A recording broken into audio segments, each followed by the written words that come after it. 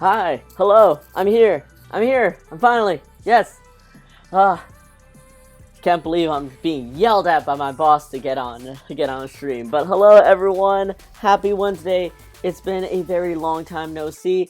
Kyle, Max Black Cat, Desire, and and Peggy, hello. Thank you so much for joining on the stream. I know it's been a very long while since I've been here because all of February, and I would say the first weekend of March, has been like just go. Like, oh man, we have so much to catch up on. We have so much to chat about, and then we'll get to drawing. I'll get to showing you guys some sneak peeks of things. But first of all, let's start off with the first weekend or week of February. Oh man, so much.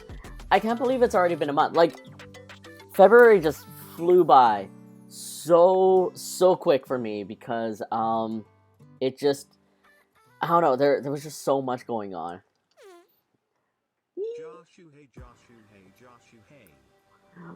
Joshua, hello, thank you so much for joining, and thank you so much for subscribing again. 24 months, I appreciate you so very much, and long time no see. Thank you so much for being here, and thank you for supporting me through Case to 5 once again. But everyone, how has your February been? Feel free to chime in or chat or whatnot while I kind of go through this mess of moments that I've had for the second month of the year. So of course, first off, we started off with Fan Expo Vancouver, which is our local Comic-Con, and it was so different. So like, for context, Fan Expo Vancouver, or Vancouver conventions in general, are pretty mid-tier. Like, whenever I have friends from outside the province ask, like, hey, I want to come and go to a Vancouver convention, do you recommend it? I honestly say no, and I truthfully say that because I always worried that it wouldn't be a good investment for people to come and travel over here. But this year's Fan Expo, last year's Fan Expo, and fingers crossed the Fan Expos moving forward are going to be as poppin' as this year's, because it was just unnatural how busy and how good it was. And y'all, I received some really sweet stuff that I want to show off to you guys. Students at work think my new phone case is super cute. I have to go because I'm going to head out for work.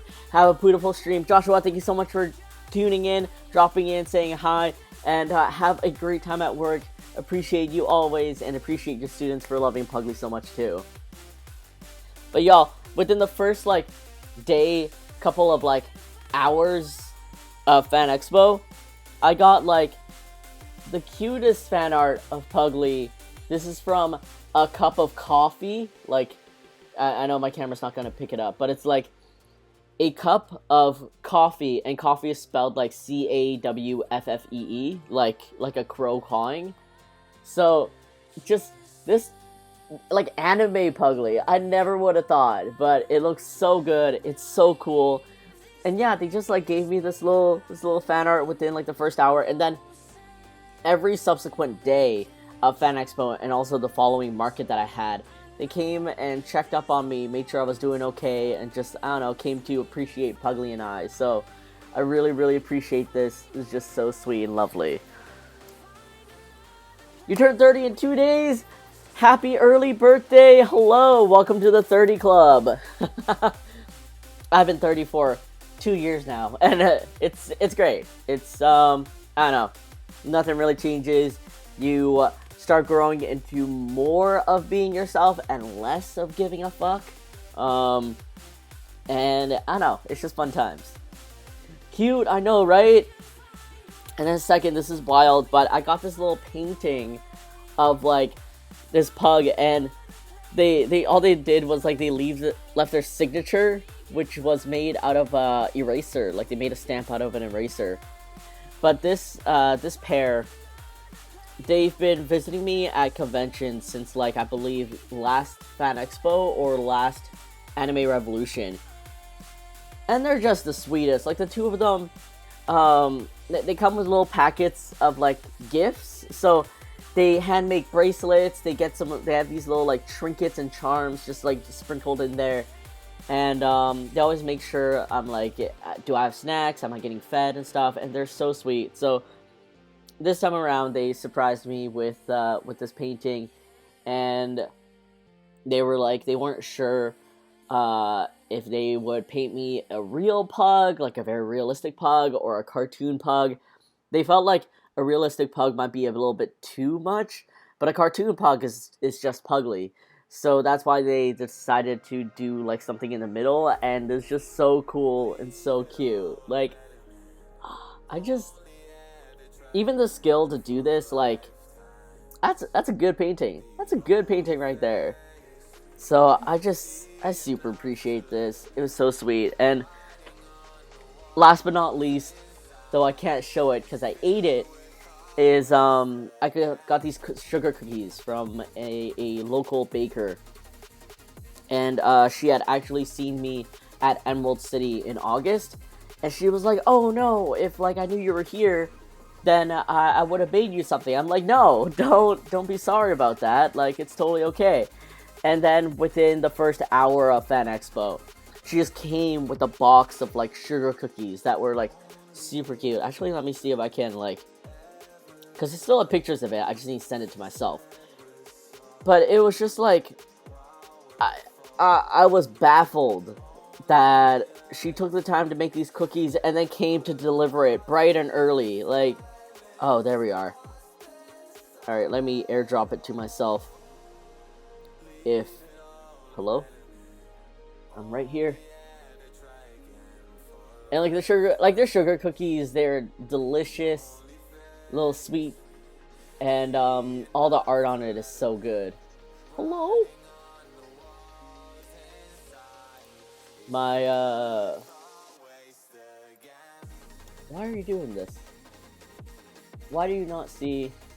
Okay, let me do this a super jank way then. Like, okay, my camera's not gonna focus on that, but like, look at the sugar cookies. There's like these tiny square ones, and they recreated the image so well. And then they drew the Snuggly Pugglies on a big cookie. And when they gave it to me, they positioned it like this, like just in a box window, and it was so good. Like, I can't even begin to imagine like how do you draw on cookies? How do you use like a piping bag to do that? I just don't know. So this was really sweet, and I'm amazed. I'm always so, I don't know, you guys give me all like the best love and like appreciation, and all I really ask for is like a smile or a laugh at Puglie. I never ever expect anyone to go above and beyond to take their time to like draw or paint or bake anything for me. So like, I don't know, I'm always so appreciative. I'm always so like, I'm so lucky to have you guys be a part of this journey with me, and I'm lucky that all of you love Puglie enough to do this. So yeah, thanks for being here. So that's Fan Expo. It was a wild one. And then I updated you guys on Portland before I had my little hiatus from Twitch, because a friend of mine from Toronto was staying over at my place for like 2 weeks, because after Fan Expo was Japan Market, which is like a smallish market that's local to Vancouver. And that was a 2-day event, and it was just a nice small local con. It's run by like really sweet organizers and everything, and so here's two wild things that happened. I found out that two couples like of separate parties were actually from Seattle or Bellingham, and they drove up to Vancouver just for the market, just for me. And I'm like, what? Like, you really drove that, like, 3-ish hours, spent all that time just for little me? And it was just super sweet. Also, because, like, I wasn't going to be at Emerald City Comic Con the following weekend, because by Japan Market, it would have been my third back-to-back. And I was, like, super done. I was so tired. So I opted not to do Emerald City this year. I did go to visit for one day. Had a little vacation with Peggy, and we visited for one day. But yeah, you're telling me people are crossing like country borders to come visit me? What? Naomi Alolo, thanks for joining. I was at an event and someone asked me about the Puglie design on the new caps. I got to show a few people Puglie. Aw, Kaio, thank you so much. I totally thought you had a booth at Emerald City. No. So I had a choice to like go to Emerald City or not, and I was just like, nah, man, I'm so tired. Even I don't know. I mean, I'm sure you feel this, but like a part of me is like, yeah, conventions. I love going to conventions. I love like saying hi to fans and meeting new friends and hanging out with like old ones and friends that I only get to see like once a year. And then there's another part of me that's like, oh, I gotta wake up at like 9 a.m. to stand for like 8 hours. and then desperately try to find dinner when everything's closed, and then sit in my hotel room maybe for like, I don't know, 2 hours or something before I need to like rinse and repeat everything. It's just, I'm looking at my future schedule and I see the back-to-backs. Like, guys, I got accepted into SakuraCon, so though I am missing out on Emerald City, I'm still going to be in Seattle for SakuraCon, which is going to be my first SakuraCon in 7 years. I only went to SakuraCon once, and only once, in my entire career. That was back in 2016. That was what launched Puglie into being my full-time, because by sheer luck of time and place, I got to meet the previous owners of We Love Fine, or For Fans by Fans there. So every year since then, I've been trying to go back, and every year I've been rejected until this year. So fingers crossed, it's good for all of us. So I will be going to SakuraCon. But one of the big gauntlets that I have coming up is the end of May. I'll be flying to Calgary for OdaFest, and then Toronto afterwards for Anime North. So I essentially have 2-ish weeks where I'm not going to be home. And I think by that point, I think by like mid-May, I'm probably going to go on my Twitch season break again. It's weird. I'm like a TV show. I'm going to have a season break because I wouldn't be able to keep up with Twitch and conventioning and all that. But I hope in that meantime, you guys get a good rest too. Mood! It's because you've been working too hard with all the back-to-back cons. Aw, Naomi, it's alright. No, like, every time I look at a convention, I already feel tired. Glad you and Peggy got to rest for once. Peggy gets to rest, like, all the time. It's fine. Yay, fun. It is. Like, conventioning is fun. And outside of the potential flight anxiety that I have, it's not bad.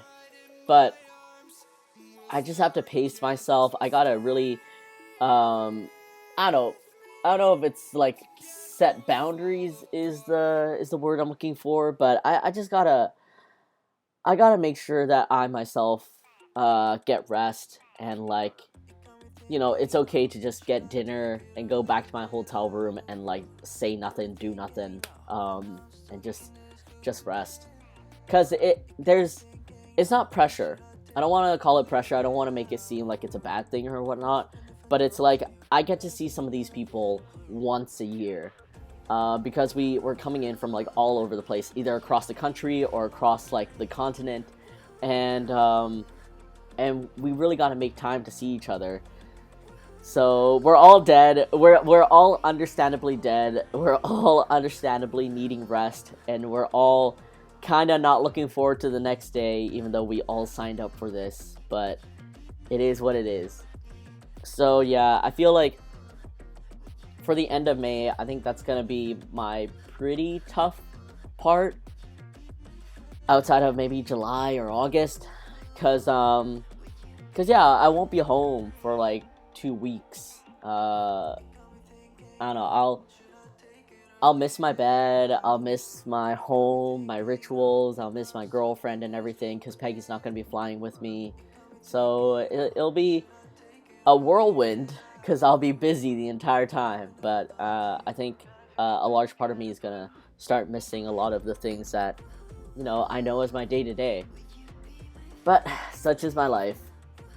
So yeah, that's Japan Market, that is Fan Expo, and Emerald City I got to visit for one day. It was a Sunday. And y'all, the new convention center is beautiful. I love the layout of it. I love how there's so much natural sunlight now, or just natural light coming in because there's so much glass. I am not a fan of how tall it is, because they made each floor almost like 2 times the height, and you have escalators that go up, and you can look over the edge of the escalators and see how high you're going. I'm not about that. I am terrified of heights, so every time I go on the escalator, I have to just like brace for myself, like hold on to the rail and just like look dead forward into the next stair, because it can go so high. But otherwise, I think the layout of the new convention center is so nice, and everything's so good. I'm finding that like every time I visit Seattle, I get more and more frustrated with hi Pug7, thanks so much for visiting again. Thanks so much for being here. Long time no see. How have you been? But yeah, every time I visit Seattle, I get more and more frustrated with the drivers and the design of the city. Like, any city that's designed with like points, like that is not on a grid, but there's like triangles and stuff, I get so frustrated about, because if you're on foot, you have to make sure you're walking down the right street, because if you don't, you are technically walking in the right direction, but you could be walking further away from it at the same time. And meanwhile, the lanes in Seattle are I'm sorry, they're awful. Like, there's lanes that are just like bus only, and you have no idea that the lane is bus only until you actually drive onto the lane. And then by the time you realize, like, oh, it says bus only, you want to change to the right lane, but that right lane's already filling up with people. So it's just like, it's awkward. And then there's like so many small sections where like you're driving like a normal ass road, and then you're like, oh, I'm gonna keep going straight. There's like a little section, there's a red light there, and then it's not until you like, I don't know, you're halfway past the intersection that you realize that the one lane that you were on splits into 3, and it's left turn only, forward, or right turn, and you have to like swerve and make that decision pretty early, because some of the locals behind you already know which lane they're going into, so they're already swerving ahead of time, and you're like, fuck.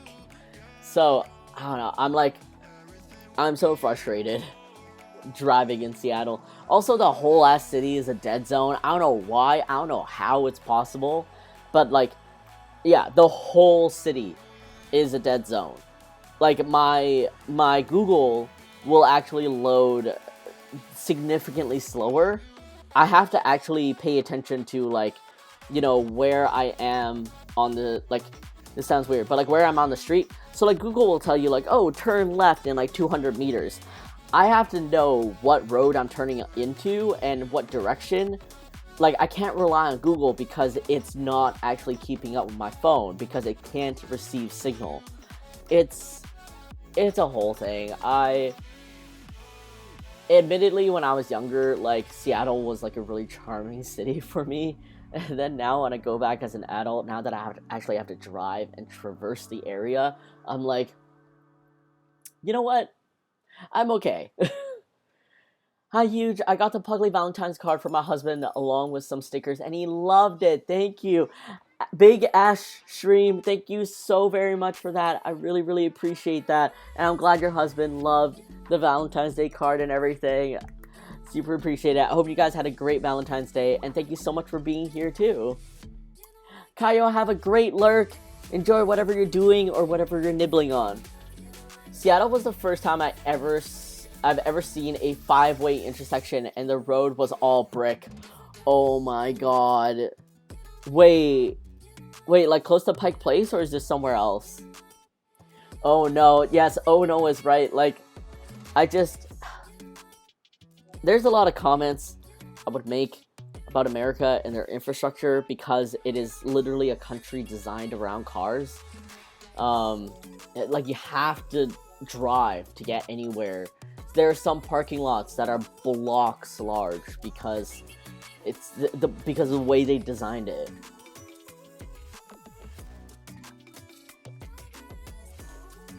I can't remember, but my boyfriend and I were like, how does this work? No, like, here's the thing. Peggy's an absolute passenger princess. So, you know, we're having a chill day in Seattle, and she's telling me, like, oh, I just like it when we drive everywhere. Like, I just like riding along and seeing places. And, like, I'm, like, looking at her with my eyes dead inside because I'm like, yes, you like riding along and you like driving around places. I am, like, I'm literally road raging every couple of blocks with Peggy. Or, like, to Peggy. Because I'm like, why is it like this? Oh, man. Yeah. Come to Colorado. I'll let you be my passenger prince. Yay, thanks, Nee. Hi, Nee. I don't see the problem. God damn it, Peggy. I can't wait to be a passenger prince. One day, I will live my big prince dreams. But yeah,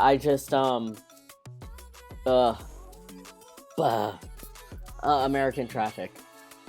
Peggy can walk. Okay, good. I'm glad we're all in agreement here. But apart from the conventions, apart from my frustrations with Seattle traffic, one of the big updates that I got is I finally got a restock of my Puglie aprons. They are a little different from the previous manufacturer's quality because my previous manufacturer ghosted me. They came out a little bit warmer in print. Like, I think you can see it. But, like, he came out a little more on the pinkish side than the more tan and orange side. But it's still cute, and the quality is still better than the second manufacturer that I was going to go with. So, I'm pretty happy with that. Yeah.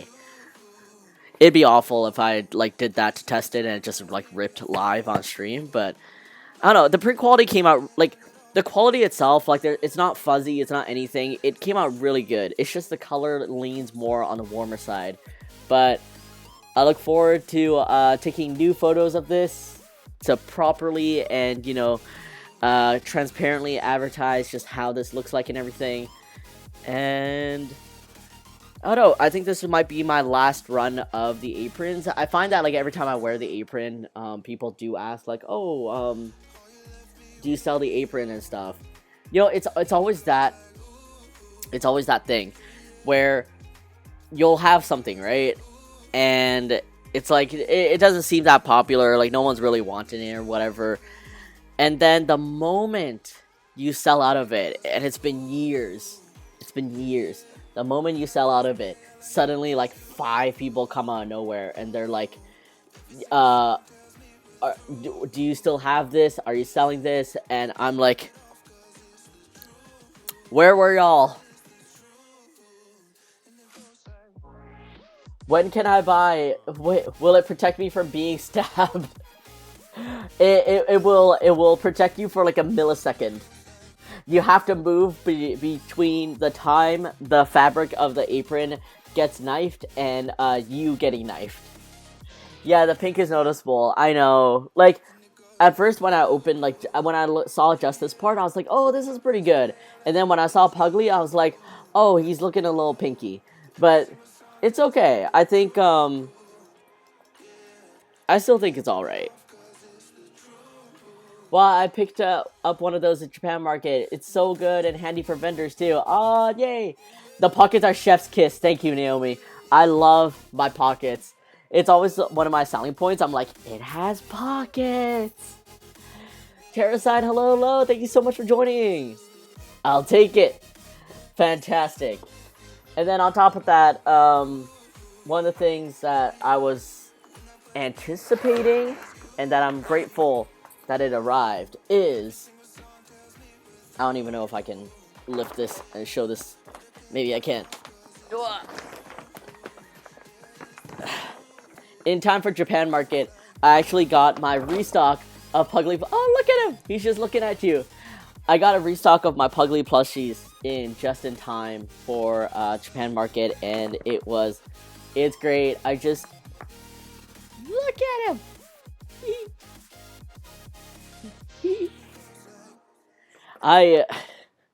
Truthfully speaking, I made an oopsie again. I forgot to ask my manufacturer to put like a couple little like beans, like beanbag beans, in either like his little feetsies or his butt, cause he is a little top heavy. Puglie surprisingly has a heavy head despite not having anything inside him. But that's Puglie.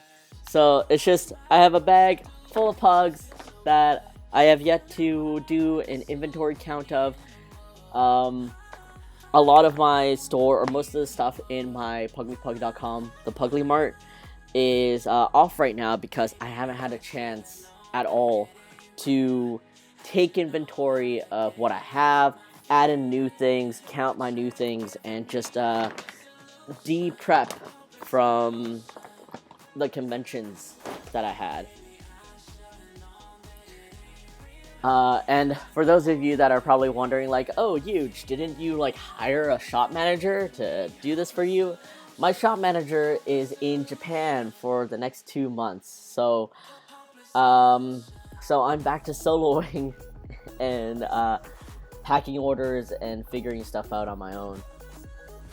So cute. Seeing a bag of them brings some sort of happiness, right? Like, seeing them just in a pile or a bag, and, like, one of them just, like, falls naturally to look at you. I love that.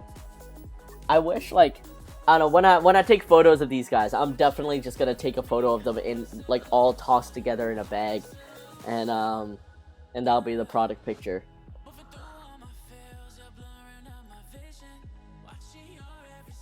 Ooh. Yeah, like, Kasia is having the best time of her life in Japan right now. I miss her dearly because I need so much help with my shop management, but it's alright. It's, I guess it gives me an opportunity to, like, audit and reassess my store and see what's good. I'm hoping to run a couple of sales before, or like when I reopen my store. I'm also going to do some reorganization stuff. One of the most highly requested things in all my years of doing Puglie is more black pug stuff, which in Puglie's world is Ollie. Ollie is short for Oliver, and he's, Puglie's friend, and he's a little black pug.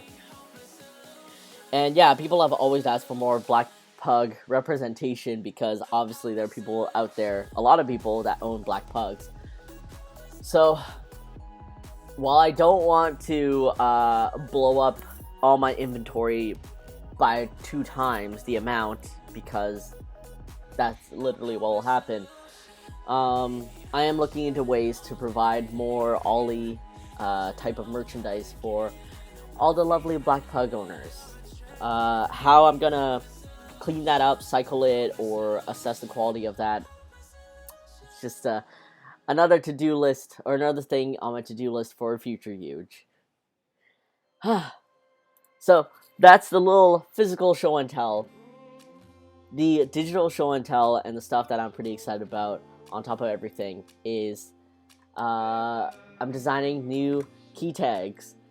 So key tags are like the embroidered flight tags with a little like metal charm on it, and there's a couple that I have being made, or that I submitted for being made.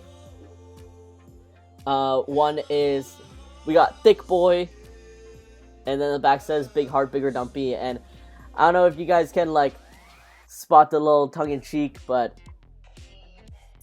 this is a heart, of course, for a big heart, but then I just increased a little dent for you know, a subtle booty.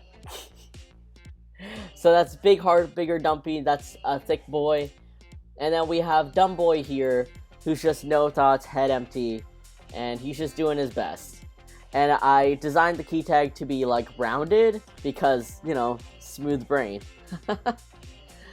And then we got, this one's like, I don't know, this one's a personal fave of mine. I just wanted it for representation. It is the Vitasoy Lemon Tea Puglie, and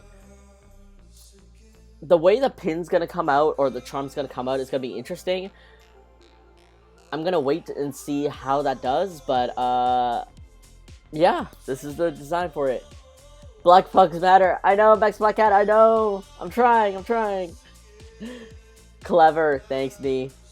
Booty heart, yes, a booty heart. And then we got Boba Time here for all the bubble tea lovers, for when you are, you know, like grabbing your keys and you know exactly that you're running out for bubble tea. It is Boba Time. And then we have a very, like, a lot of people love the Idiot Sandwich Puglie, so I figured why not make this into a key tag. So one side says, "What are you?" and then the back is just a big old idiot sandwich. I'm wondering how this will turn out. I'm not sure if like the text will read super clearly with everything, but this is what sampling's for. Fun designs. Oh, thanks, Desire. And then last but not least is, again, another popular design that I ended up making into a key tag. It is the Helmo Puglie. And the moment my friends saw this, they're like, "Are you ever gonna make a Guy Fieri Puglie?" And I'm like, I know, when I made this design, I saw it immediately. Maybe I'll draw like Puglie in like Guy Fieri's car, and then maybe it'll say like to going to Flavortown or something. Or what if I made like a postcard that was like just Flavortown, and oh, that'd be cute. That would be cute. I don't know, maybe I'll tag Guy, and then maybe Guy will notice me. I don't know. I don't even watch Guy that much. Like, I get the secondhand starstruck feeling from Peggy, who loves diners, drive-ins, and dives, and my friend Tiffany, who just loves Guy Fieri. So maybe one of these days I'll just make a Guy Fieri Puglie, like him sitting at like dressed up as Guy Fieri, and then like him in a car, and then maybe some Flavortown postcards. Oh, what if I made that into a sticker society? Nah, I'll just make it into a really weird like weird edition, like a series. But with all this shown, let's get to drawing, which is, if you didn't guess from the title, Nacho Puglie. So, Nacho Puglie is, once again, another redraw of an old design. And I'm hoping, I don't know, so far I'm liking where it's going. I'm going to be curious to see how it really turns out after the line art and color. But this is the new design. Everything's a little larger, a little chunkier and stuff like that. And this is the old design. Oh, I gotta... So, it's like, I don't think the old design is bad. I mean, I don't think any of my old designs are bad. But it's almost like a little bit too much detail, a little bit too much going on. And I enlarged everything so it stands out a little more without being too messy. I added more like tomatoes, and like I gave more definition to things. Like the tomatoes and the guac and the cheese are a little bit more bigger, chunkier, and just more visible. So hopefully this all turns out. And then in the sketch phase, I color coded things. I don't know how I'm gonna keep up with that, but I'll see how I do. I'm just like looking at this now, and I'm like, can I fit in more cheese? Like, can I hide some cheese in some areas? And I think I can. But yeah, if you're working away, if you are here to just vibe, welcome, and yeah, enjoy yourself. Let's see. This line is for cheese, and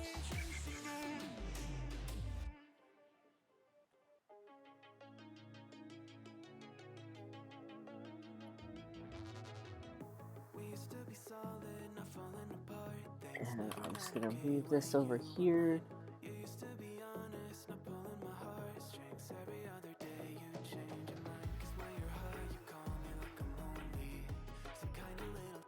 I'm just gonna make this a little cheesier.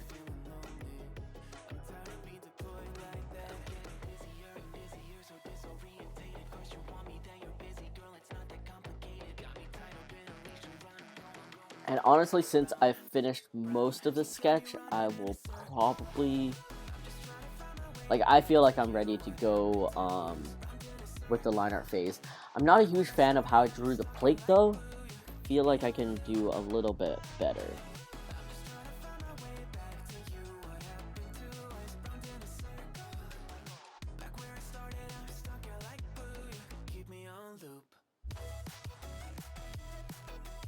I have no idea why my tablet is lagging already. I thought we went over this tablet. I thought we fixed ourselves.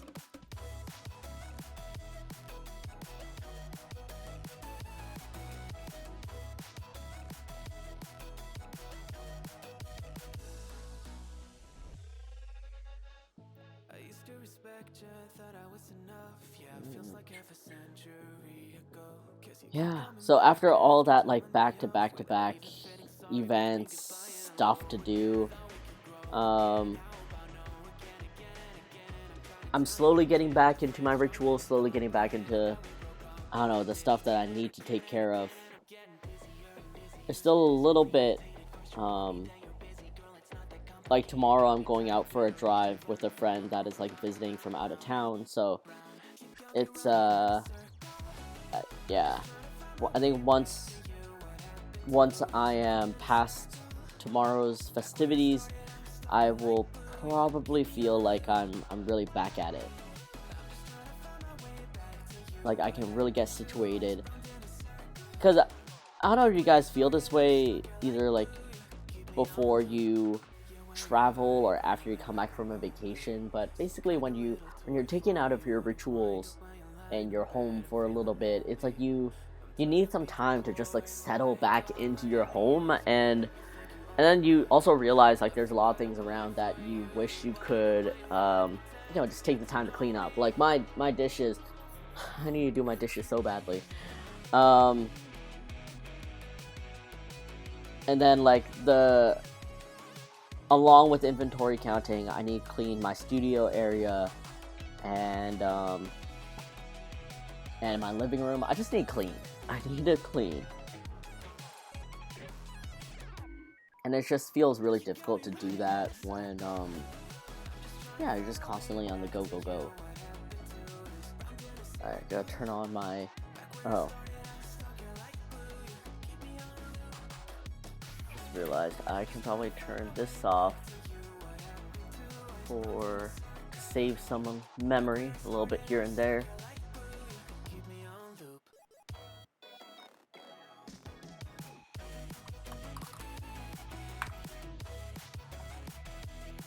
So yeah, I want to get back into my routine of working out and exercising because I want to feel good. I want to clean. I want to tidy up some things here and there. Even like tidying up my to-do list is something that I need to get at. so I can really plan out like, oh, what are my days looking like.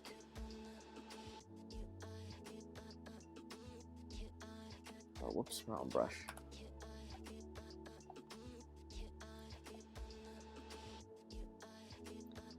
Oh yeah, Nee, I literally looked at what do you guys call it? NandesCon, and the day I looked at it was like the day after all their submissions closed, and I was like, no! I was so close. So for next year, I marked down when their applications open, just for me to keep track of.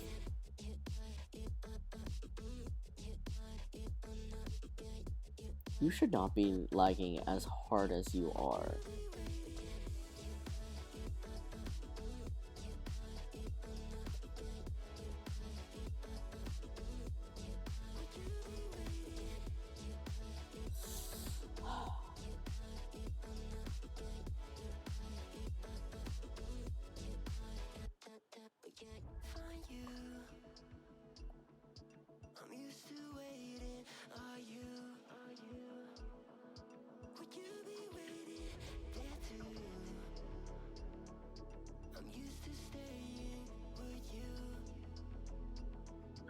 Okay.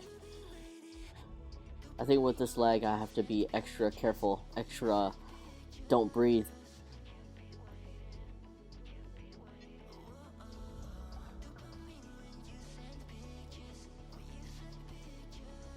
Alright, my coffee should be ready for me to consume. Ah, perfect temperature.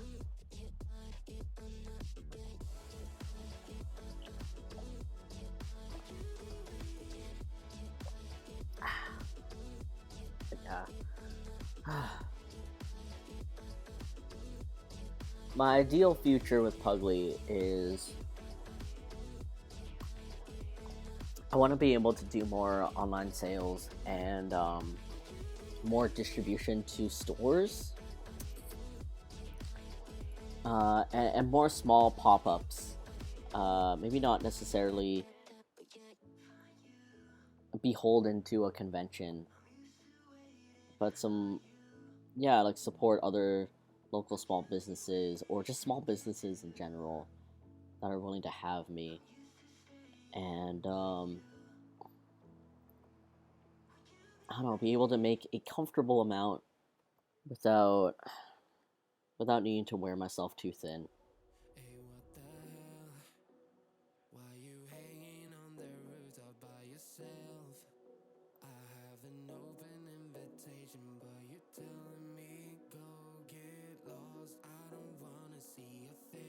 Like, when I say I'm tired, it's not necessarily that, like, oh, my body's tired or I'm running out of energy. It's much more of an emotional thing, of like an emotional or mental thing where I'm just like, I'm tired. I don't want to think anymore. I don't want to think about all these due dates and forms that I have to fill out and times and stuff that I need to be aware of, else I miss out on an event or something. Or like, oh, booking accommodation and flights are my worst. I hate comparing prices and then seeing if the place that I booked is a good area. Is it close enough to the event place? And then if it's close to the event place, is it close to food and other accommodations and stuff?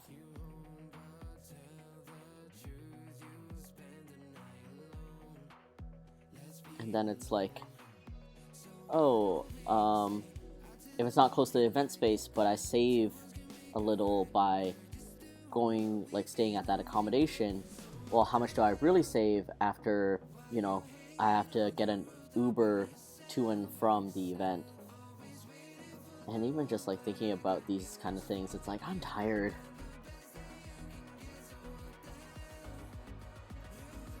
I'm very much at a point where I would pay a little extra just so I can have a little bit of extra comfort. Misaki, hello, thank you so much for joining and for working along. I hope you're enjoying your lurk and whatever else you're doing.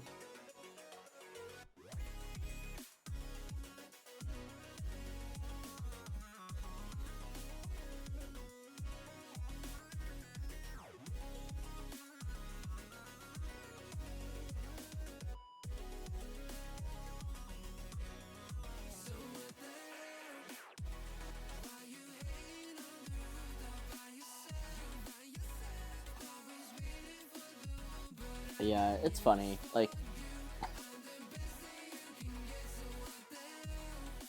I think to a lot of people looking in, the idea of conventioning can seem so glamorous. Like, oh, you get to take flights and go to all these cities and like stay at hotels and stuff and like have these big dinners with friends, and it's like, yeah, that's the fun part. We don't tell you about, like, oh, here's the funny thing. So one of my friends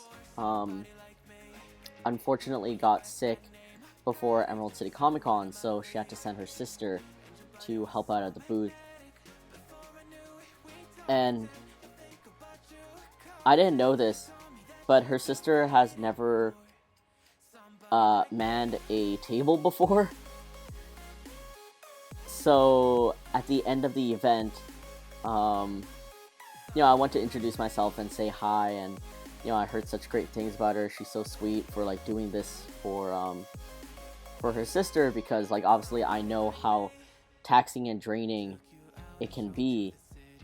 And the sister just turns to me and she's like, I have a newfound respect for all of you for doing this. Like, I volunteered, but the moment the convention ended, I called her up and I said, never again. I am never gonna help you with your table again. Which I'm pretty sure is like an exaggeration. She seems like such a great sister and everything, but like, but it's funny.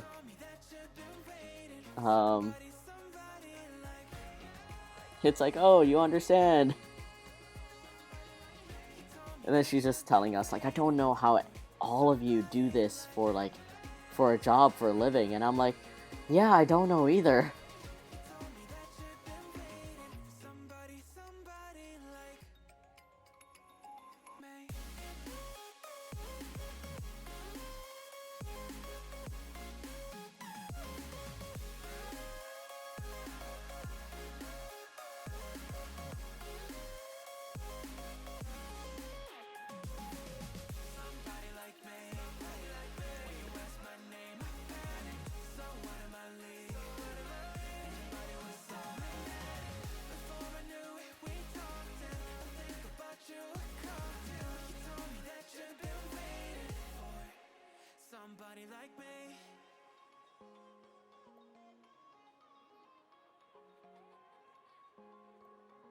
Oh yeah, and also for my own health, I have to start sitting more at these conventions. I naturally like standing because I don't know, I feel more dynamic and happy when I speak with my body. Like, I do a lot of hand gestures, I do a lot of, like, my body moves when I talk. And I also feel it's a me thing, but I feel like it's more comfortable for me to try to be at eye level with the people that are visiting me. And when I'm talking to people, like, I feel very weird to be like sitting down and looking up at someone who's having a conversation with me.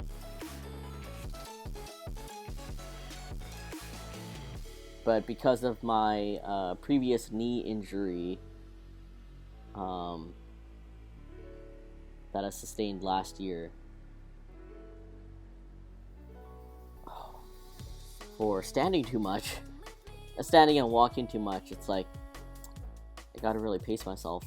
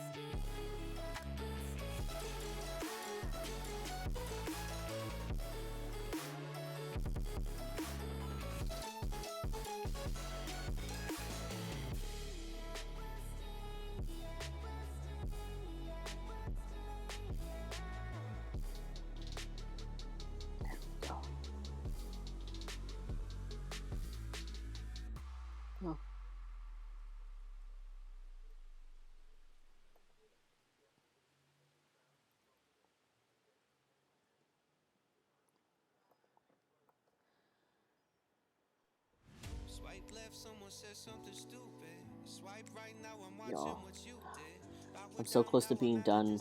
So this whole redraw of like taco, pizza, burger,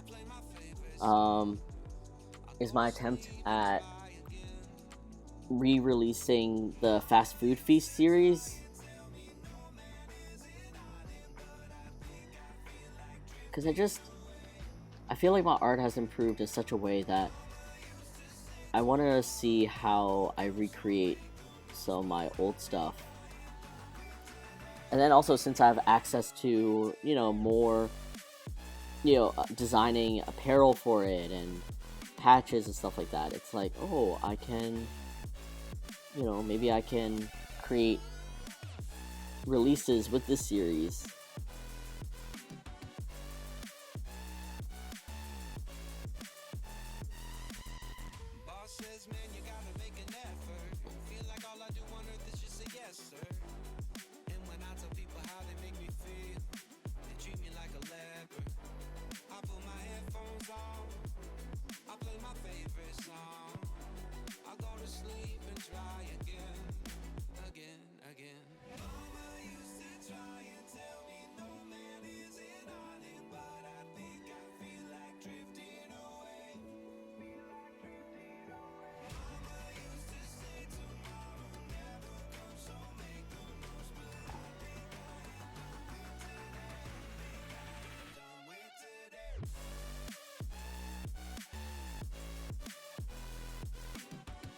Chase.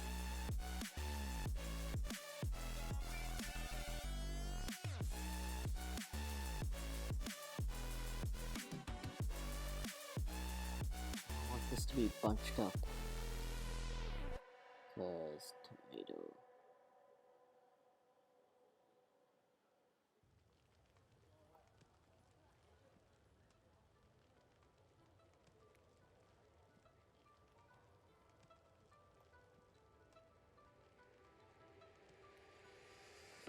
It's so hard to open my eyes. I'm blind to the light from the sky. I'm dealing with things I can't write. And all of you know it's been no easy road. But I keep working harder, going harder just to prove something. Running out, I can't do shit for weeks. Guess I prove nothing. Everybody wants my work for free. I know you have the money, things are looking different. I'm not putting up with you, not anymore. And I know you think you still can take advantage. You guys ever do such a good stretch that like you feel your abdominals, like your stomach and stuff, get that stretch? Yeah, it's good stuff.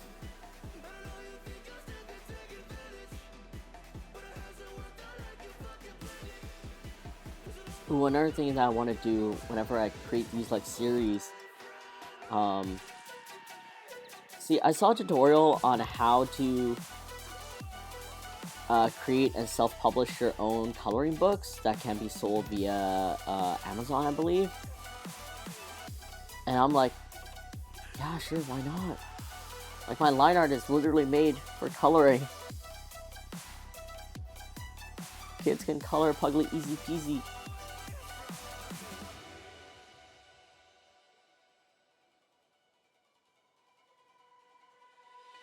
Lost myself, now I'm fully disguised. My heart got bruised up, so I put it on ice. Been told that I wouldn't make it in this life, but now all of you see there's so much room for me.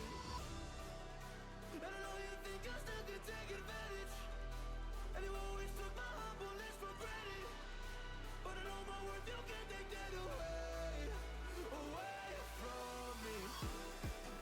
And I know you think I still can take advantage, but it hasn't worked out like you fucking planned it. 'Cause I know my worth, you can't take that away from me.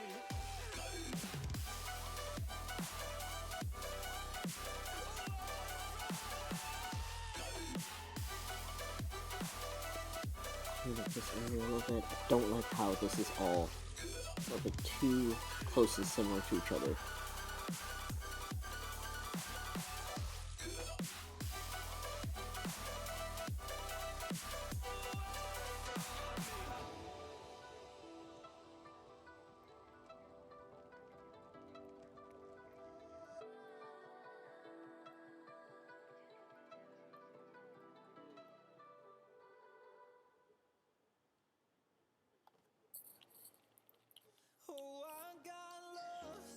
On the way to you, in an orange sky, by the ocean blue.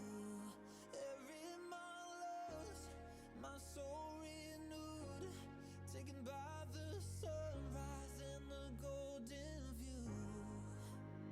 Walking slowly in the mountains Like bunched up underneath the cheese over here. I know that you've been waiting for me. Oops. Time is losing all its meaning, like I'm living in a dream, and I've been chasing all the feelings I need. It's in these moments with words unspoken, my eyes wide open, life tastes so sweet. It's in these moments where all I know is coming into focus, and now I see. It's in these moments.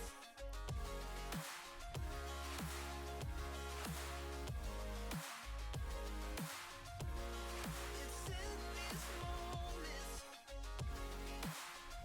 Oh, I know that you've been waiting. It's in these moments. Oh, I got lost on a winding road in the dark of night, with the stars aglow. Heaven's up above, got me below, as I head to you, like the river flows. Walking slowly in the mountains underneath the constellations. Yeah, I know that you've been waiting for me. Trying to like figure out and decide how this cheese is kind of coming from, and thinking if I add like an extra line here to signify that there's a tortilla just right around here, it gives them more meaning and definition.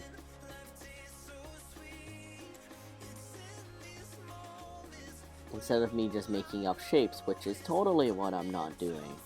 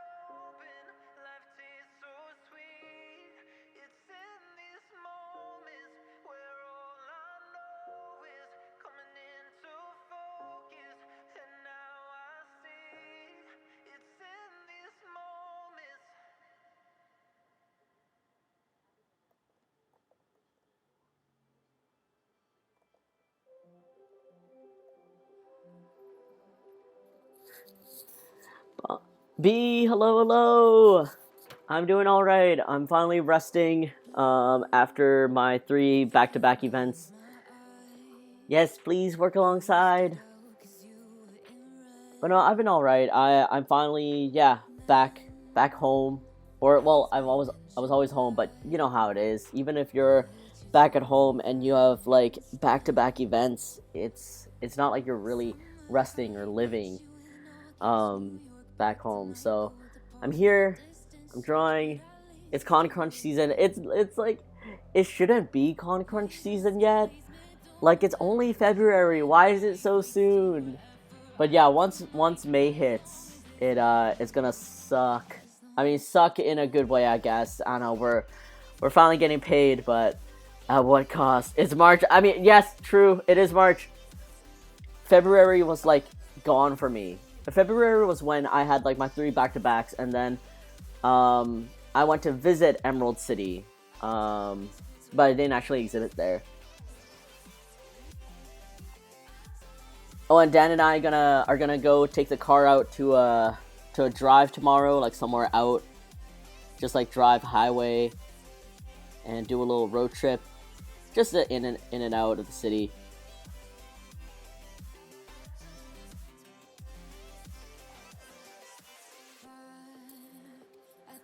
Nice. Yeah, I was gonna ask if y'all seen each other. Yes, we let's see, we had a big like group dinner on Monday.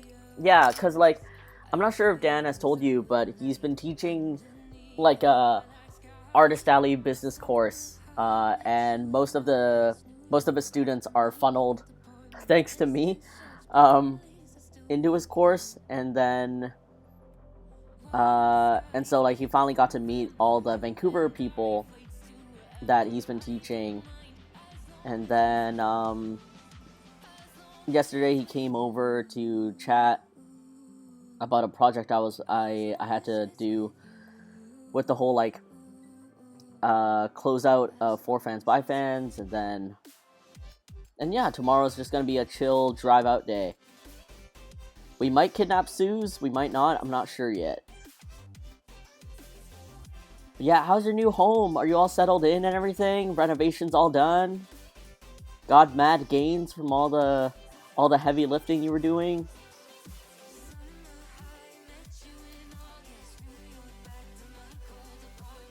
Renos are never done, oh my god.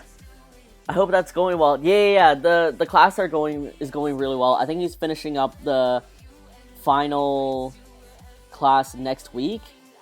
And then I think he might take a little break so that he can work on his like other projects, and then he'll see if he wants to pick up more students again.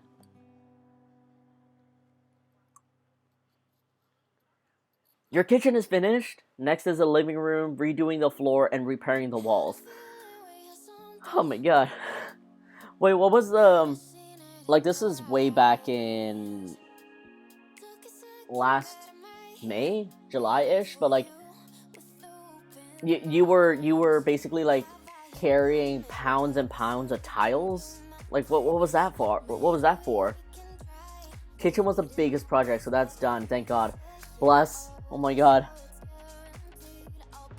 Ooh, I hope one day, if I'm over in Toronto, and yeah, when you're all done and you're comfortable, I can visit this beautiful, beautiful home. Because it sounds amazing. That was for the kitchen. Oh, okay.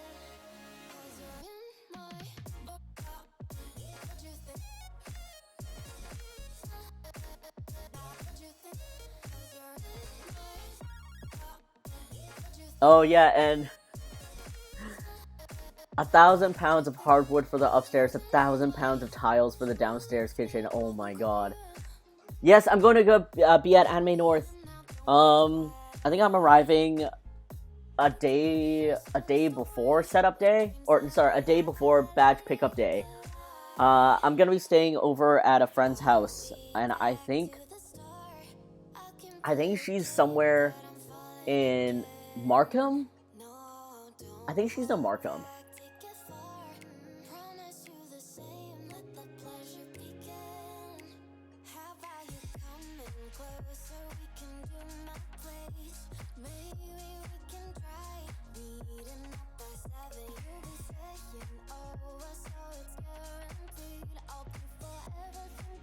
Markham is awesome for food, so I've heard. I've yet to truly explore all the GTA, I guess.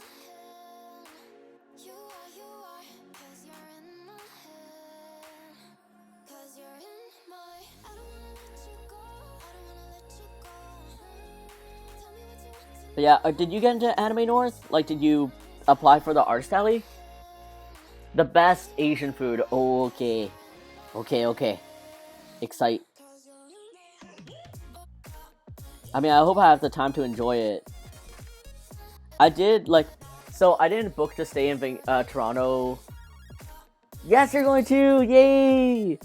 Yeah, I didn't book to stay too long in Toronto, to be honest. Because, like...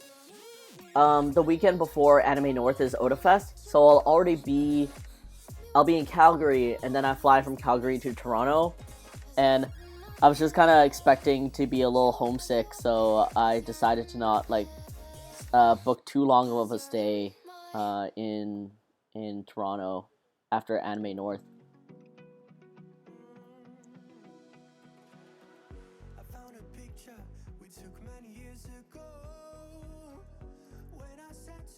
This isn't your first year back at Anime North, right? Like last year you got in. Because I know for a long time you had a little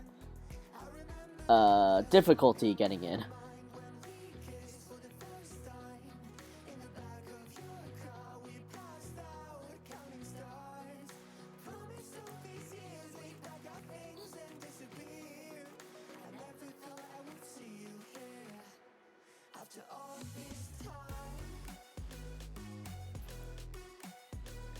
It's peak season 2, so enjoy your home. That's true. Second year, finally the dry spell is over. You can exhibit back at your home con.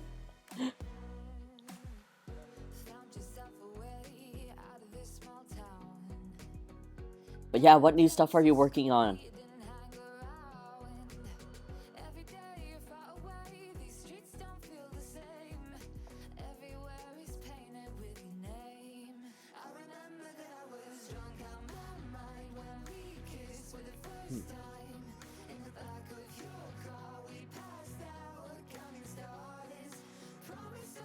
I'm just trying to finish these 5,000 work in progress I have lying around.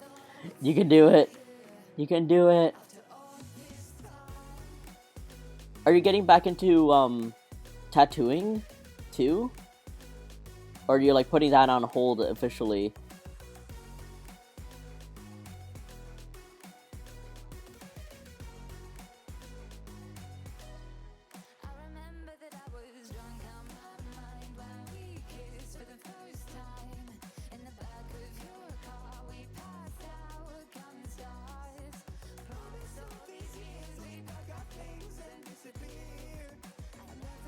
Maybe next year. I have a wrist injury that's not getting better. I have to get it looked at. Oh my god, please go get it looked at now. And also take it easy while you're working on all these work in progresses. Please take care of yourself.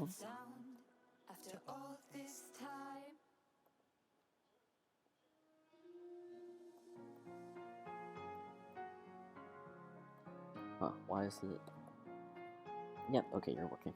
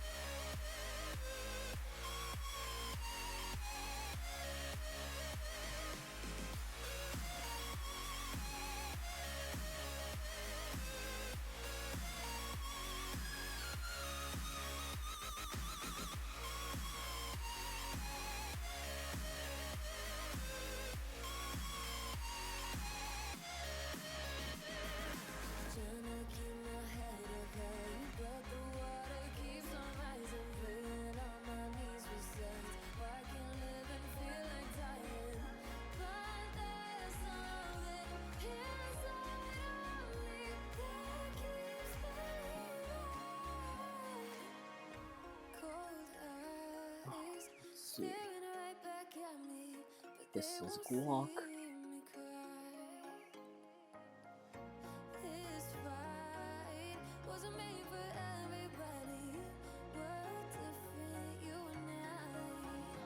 Don't you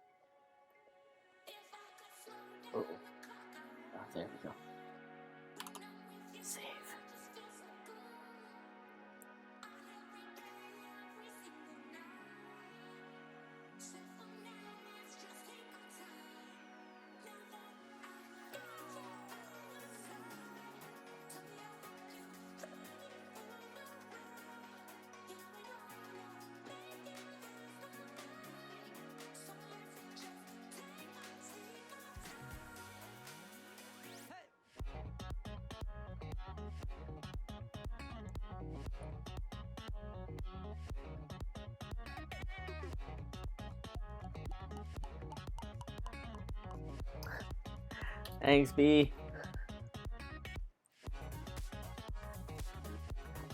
Granted, this is coffee, but like, I'm still drinking liquids. That's so cute. The cup? The Mr. Happy cup? Or you mean the GIF? Yeah, I think everything is like, I made a GIF for all of my notifications, and then I went to like a royalty-free sound effect site to make sure it pairs up.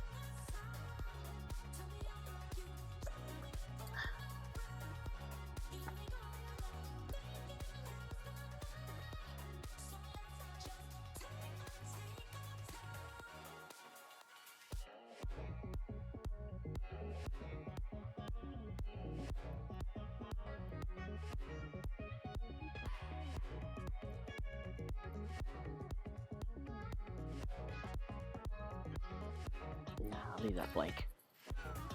So professional. I try.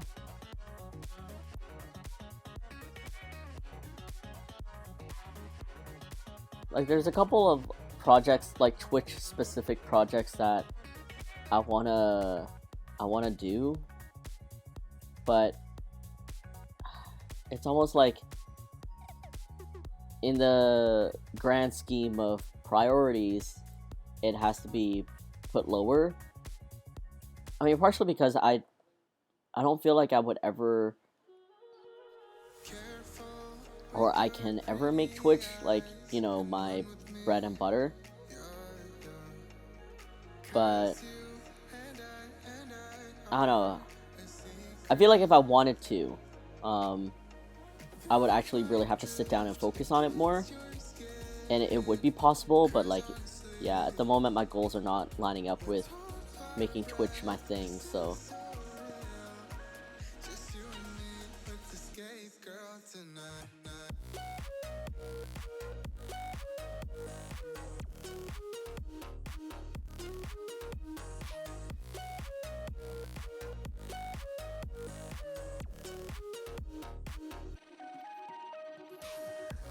Oh man, same. Twitch is just hobby for me, but I want to make it so cute. I like your little, I think they're like little dancing bamboos that you just have on your stream.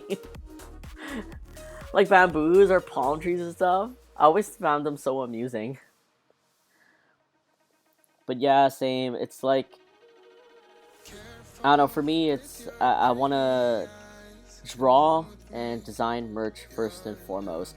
And Twitch can go hand in hand with the drawing, but I was just telling everyone that I was watching a couple minutes ago that like come around probably mid-May is when I'm gonna have my Twitch season break, and the Twitch season break is basically us going to conventions.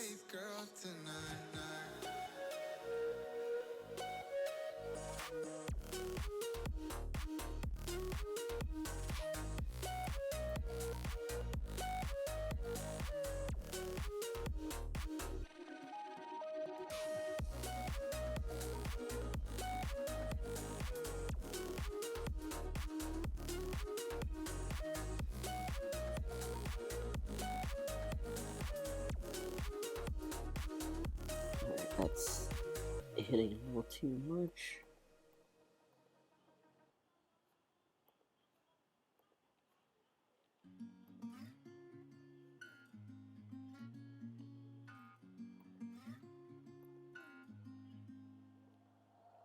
We'll be driving down state, yeah. Looking around for the next crowd, yeah. Going our own way. Yeah, I think by and large, Twitch is gonna continue to be a hobby. It's like it's just really nice to be able to catch up with people here, chat with people, show you guys things I'm really excited about. A little part of me is like, oh, I gotta optimize how I do things, and the things I show off on Twitch, I should show off on like a reel on Instagram and stuff like that. But I don't know, another part of me is like, that just doesn't make it fun then. Like, to always worry about am I posting enough? Is this content? How do I make this content more appealing or whatever? I think that's the fun part about Twitch is like, yeah, we're here, we're live, we're working on stuff, but I don't have to cut and edit and choose a song to go with like whatever I'm talking about. I'm literally just here showing off whatever dumb thing I think is really cool. Okay, this is a bad cut. Gotta fix that.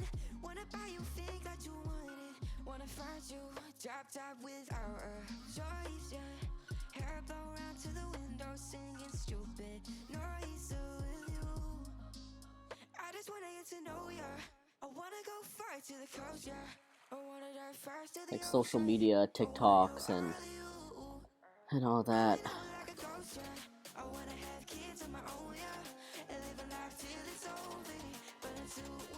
Like, y'all, I miss the time when we had chronological order, when you following someone meant you actually did see their stuff.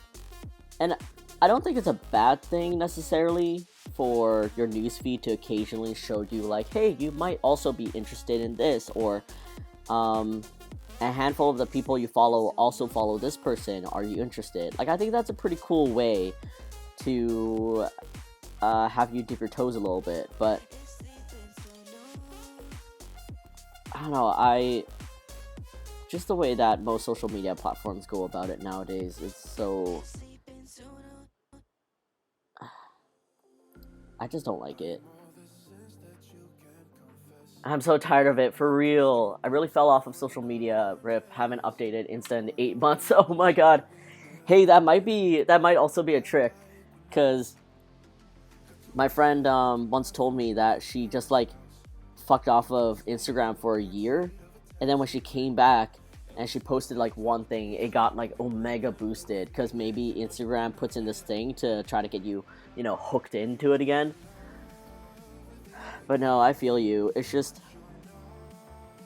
like every time I see a really cute or funny recommended, you know, you might like this photo or you might like this video and stuff, it turns out they're sharing like one of those repost accounts, like, you know, accounts for reposting all a bunch of pugs or Frenchies, and they're just taking content from other creators. And, you know, some of them give credit to whoever it is they reposted from, and some don't. But I'm like, I don't know, why can't you just show me the actual creator? Like, what is happening?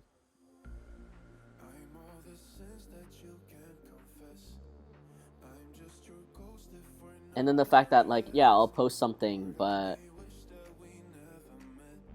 I don't know, only, like, I have like 30k followers on Instagram, right? And you're telling me only 1,000 people see my stuff? Like, did 29,000 people quit Instagram, or something up? And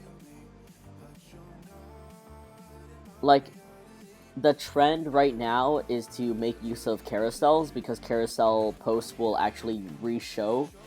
So like a single post will show like 2 or 3 times, because what Instagram does is it uses the photos from the carousel post to like re-show it up on the newsfeed.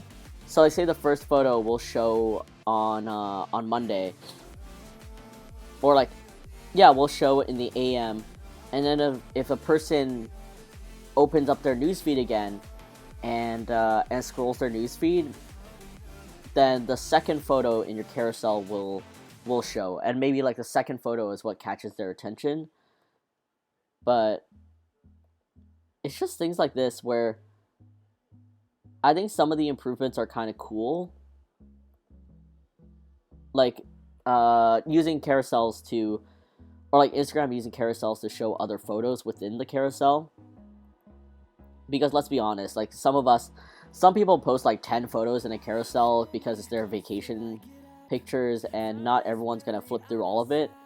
So it's like, oh yeah, just, it's not new content, it's just we flip to the next picture for you. And I'm like, okay, that's cool. But other things like use this hashtag to get noticed, or like this hashtag is right now on trend. It's like, I'm tired. I just want to create things that make me laugh and just post it up, and hopefully like-minded people will also enjoy it.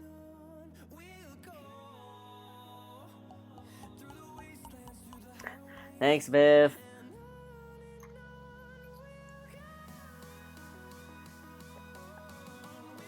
Viv, aren't you at work?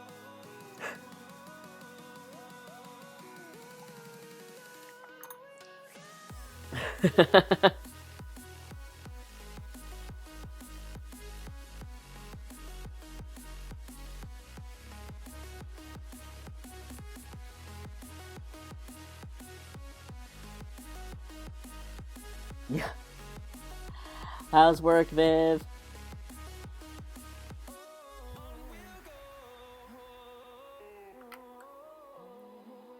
Is Chloe living? Is Chloe surviving?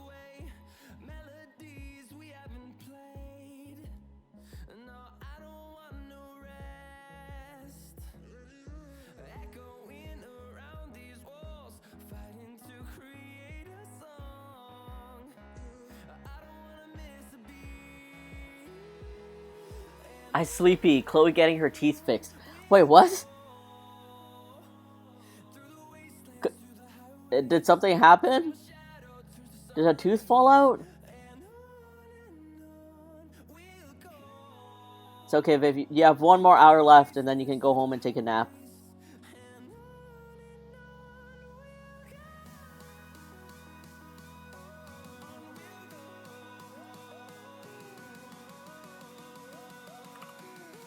She chipped her tooth. Oh my god. Damn it, Chloe. What are you working on, Viv? Are you vectorizing? Are you illustrating? Are you graphic designing?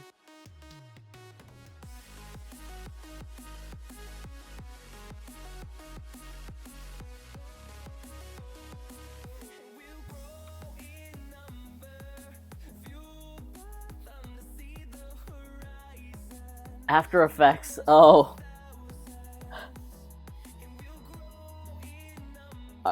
Are you compositing or like adding in effects to something?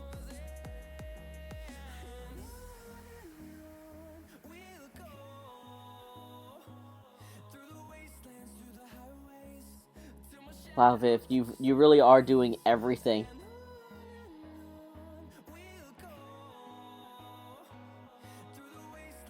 I guess compositing, rendering right now. Oh.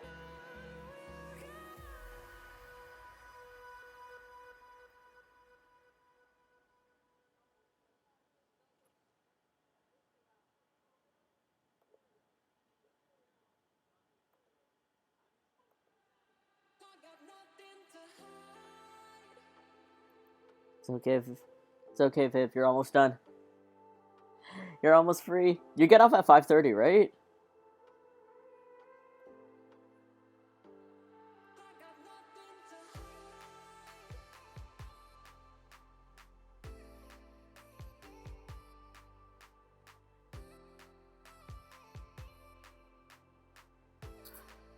Sure. That sounds hopeful. Also, this is like completely random topic, but like today I learned, it's such a stupid and broken system, but for those of you that know, banks, offer wire transfers, and it's basically like so you can transfer a large sum of money to another company or payment or whatever, but the system that you call it is like a wire transfer. And the dumbest thing is that the bank cannot guarantee that the amount that you paid, the exact amount that you paid, is gonna fully get to the person that's requesting the payment. So say like you need to pay someone $1,000 for a shipment of something, whatever it is. The bank cannot guarantee that even though you took $1,000. Ravens, hello. Thank you so much for joining. Thank you so much for raiding. Hello, everyone from Wild Ravens. Welcome. Appreciate you so much, Ravens. Go, Pugger Rangers! What were you playing today with Ravens? And thank you once again for trusting your community into mine. Hello, everyone that's joining in from the raid. My name's Huge. It's like Eugene, but shorter. And this is Puglie. He's my imaginary pug. So I've basically revolved my entire life around him. He is now taking up more time than a real pug would. But I love him to bits, and this is why I keep drawing him over and over again. Wow.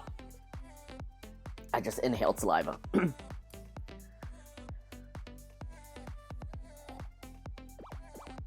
Lurk, I need to go feed my pugs. No worries. Enjoy your lurk. Enjoy feeding your little puggers. But yeah, so you need to send $1,000, and the person's expecting $1,000 from you. Even if you took out that exact amount from your bank account, like you are literally less $1,000, the person receiving the payment might only end up getting $980. And then they'll be like, you didn't send us the right amount. Can you please send the remaining? And here's the real kicker. Call of Duty WoW 46. Hello. So there shouldn't be a transaction fee because there is a wire transfer fee that you pay on top of it. So if I need to send $1,000 and there's a wire transfer fee of say about like $15, I end up paying $1,015. Like it's already covered on top of it. What actually happens is outside of their control, especially if you're doing something internationally, if you send that $1,000 from, like, say, your Canadian bank, and it needs to go to a company in America, that money from Canada might make a stop in the middle at some kind of American bank. And then the American bank forwards that money to the American company. And that middle bank could be like, it's not my bank, it's not the company's bank, it's just a bank that happened to be in the middle of, like, helping out with a transfer or something. And that middle bank can take out a fee of their own from your amount. And you will never know, like, how much of the fee that they take out. So on top of the fee that you pay in Canada for sending the wire, the amount of money that you send also has a fee taken out of it in the middle, so the company that's receiving the money ends up getting the wrong amount. So when they're asking for you to, they yoinked your money, right? So when they, when the company is like, sorry, you didn't send us the right amount, can you resend the remaining balance? If you do another wire transfer, you're gonna have to pay another wire transfer fee of like $15 or whatever. And it's just the stupidest thing. So I literally went up to the bank today because I'm like, maybe this is an online banking thing. Like, maybe there's more security when I do it in person. I go up to the counter and I'm like, just wondering, if I send a wire transfer with you guys, can you guarantee that the amount that I take out is the amount that the receiver is going to receive? And the guy just looked at me and was like, we cannot guarantee that. And I'm like, I literally stood there, and I didn't know how to process it. I was like, what are my options now? And I was like, okay, thank you, but have a great day. And I just like left. Like, I have to assess if it's worth it to send that amount of money plus the wire transfer fee wait until the company receives the money, tell me how much is missing, and then I pay that remainder amount as with a credit card, which will have a fee of its own, but like might be a little lesser. If you're paying USD, you can use Wise. I've been using it and it's awesome. I wonder, like, yeah, what if I transferred my USD from my bank into Wise, and then used Wise to transfer into an American, like the American bank, like the company that I'm trying to pay. I wonder if that will skip that like stupid mysterious middleman. I should look into that. Yeah, thanks, B. I will actually look into that.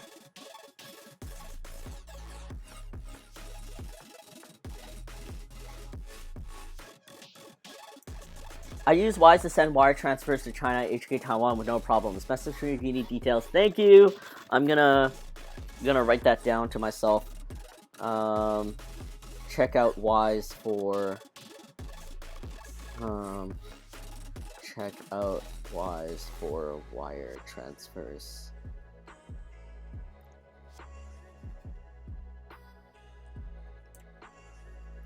Yeah, like I use Wise specifically to transfer USD from my PayPal to my USD bank account.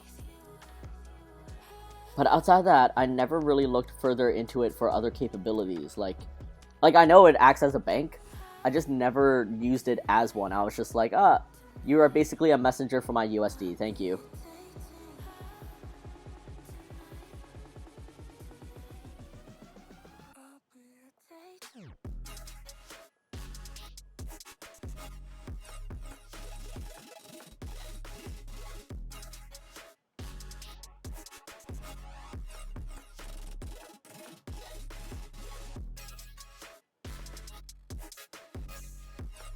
All right. Well, what's Wise? Wise is like, think of PayPal, but it's called Wise. And see, here's the thing. Say Viv, if you are with RBC, right, and you have a RBC bank account that is in the USD currency, if you have a PayPal account that has USD and you want to keep it as USD but move it to your RBC bank account, PayPal will not let you move that USD out because it recognizes RBC as a Canadian bank account. So it's like it has to be in CAD. So Wise acts as like a digital bank, where if you have a USD currency, Wise actually does have like a US bank address. So you can transfer the PayPal USD to Wise, which will keep it as USD, and then through Wise, you transfer to your RBC bank account, and it will be kept as USD. They also issued you a USD bank account and debit and credit card. A debit and credit card, so you can pay vendors in the US directly without fees or conversions. I'm with RBC's business account, so I actually have a USD credit card, but that is also amazing. Anyways, I keep telling people about it and how good it is, and nobody listens to me. Oh, it's okay, B. I'm listening to you. I listen to you fully.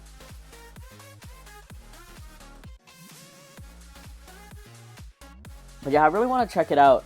See, another thing I'm really curious about is because Wise has like a US bank address and everything, I wonder if getting a US Square will work with it, or will I get stopped with a social security number?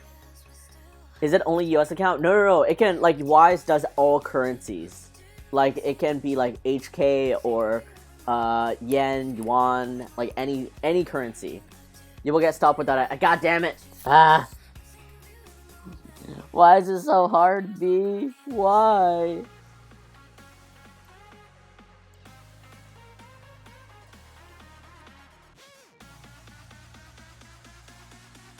I recently got a new Android phone. Well, not a new one. My friend's old like Google Pixel. Since he doesn't use it anymore because he got a new one, and I am going to experiment with it and see if it works for me. Ugh.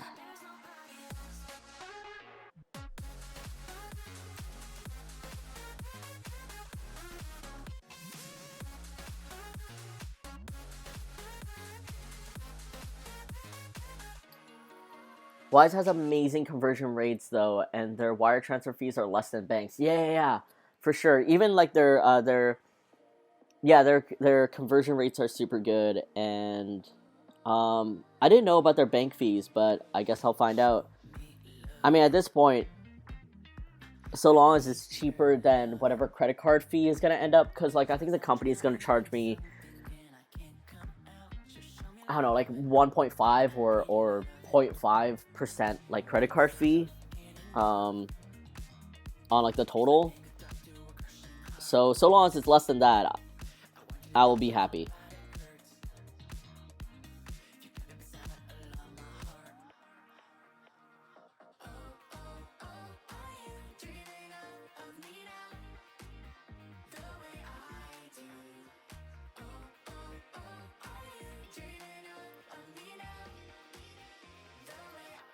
Ooh, looking into it. Thanks. Yeah. Credit card fees are usually 2 to 3%. Okay, yeah, somewhere around there. Uh.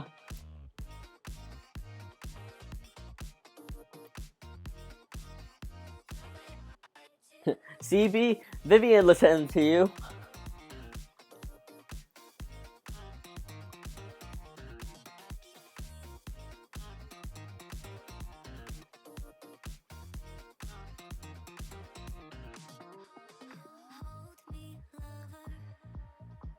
Wise, I think, is like $15 for any amount. So good for a bigger amount. Yeah.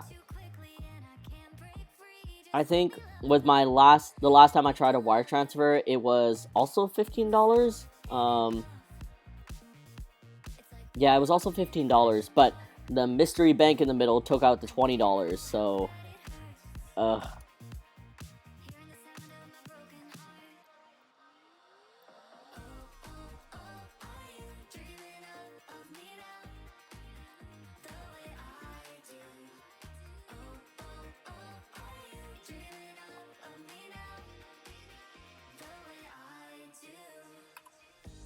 I think my bank charges me $40 or $50. Holy shit. That's insane.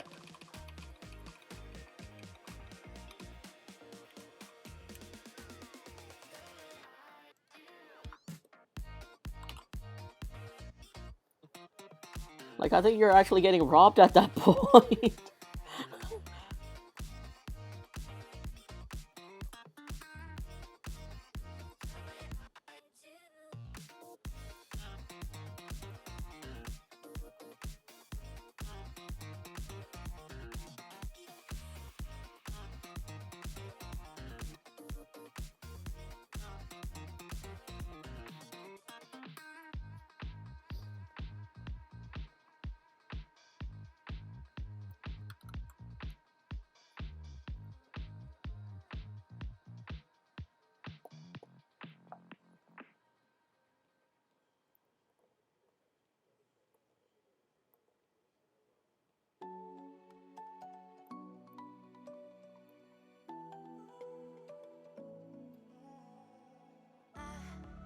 Tried to let go of all of the nonsense that you put me through.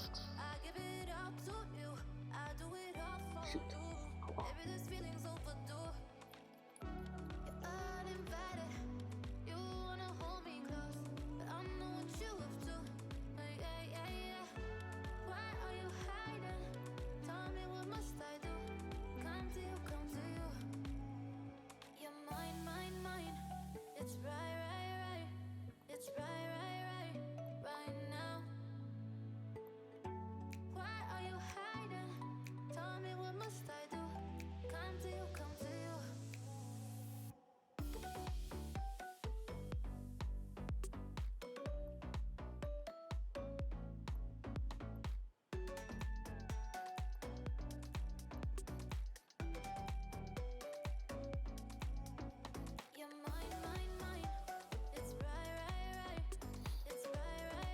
see.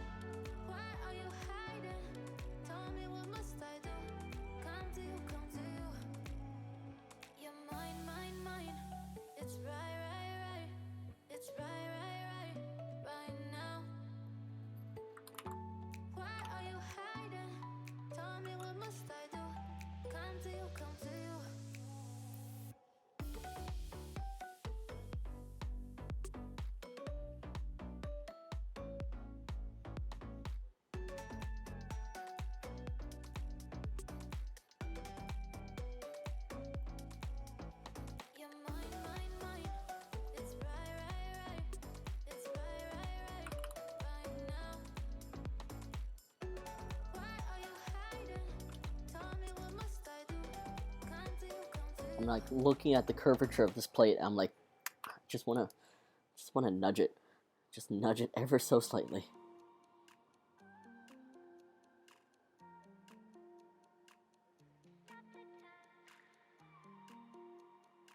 Oh no, the leg. Okay, come on. There we go.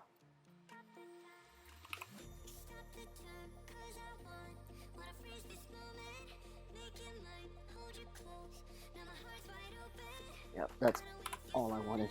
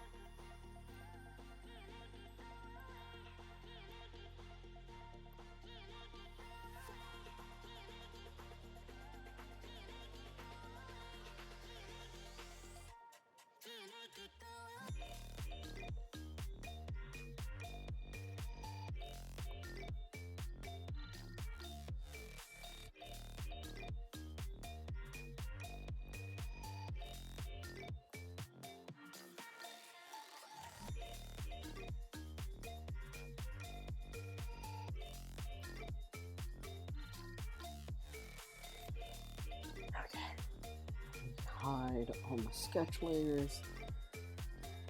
Let's see how this looks. Chris, hello. I just saw you were live. Thanks so much for joining. What program are you using? Photoshop? Yes, I'm using Photoshop. I tried using Clip, and I see how powerful it is. I will like it, but I don't know, my comfort zone is Photoshop because I always grew up with it, so I'm like, until Photoshop is ripped out of my cold dead hands, I will keep using Photoshop or Procreate if I'm on the iPad. Chris, thank you so much for joining and for being here. How are you?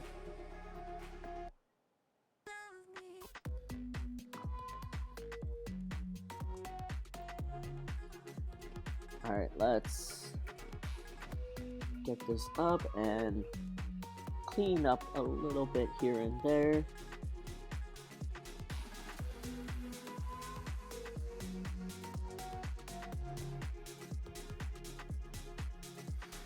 That's about it. Alright. Time to color. Wait, where's the... what?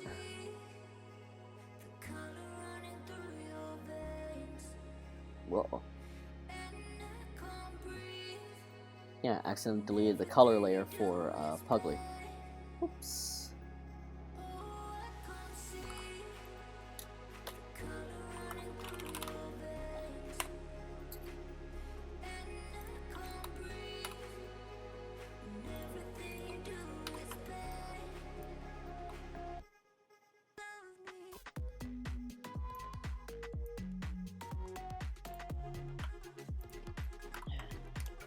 Two, 4, 5, 6, 7, 6.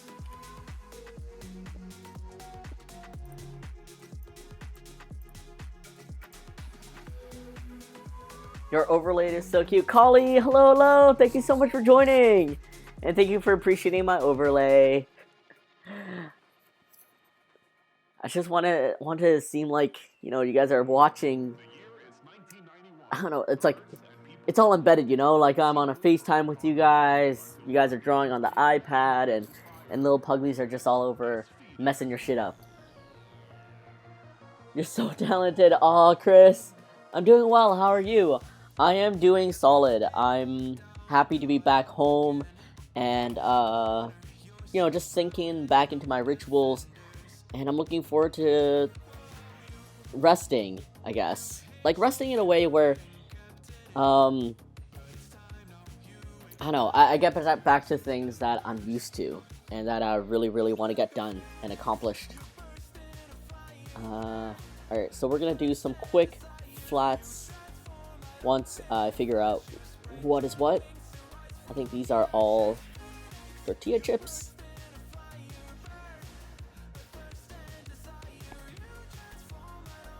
But yeah, like, I've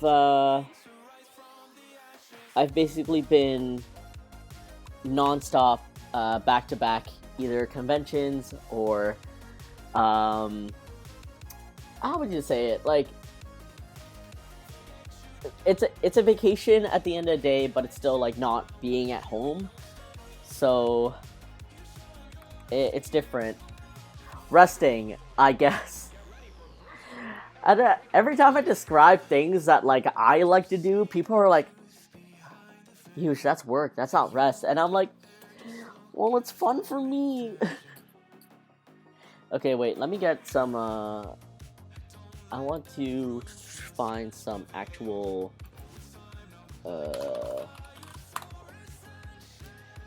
color references.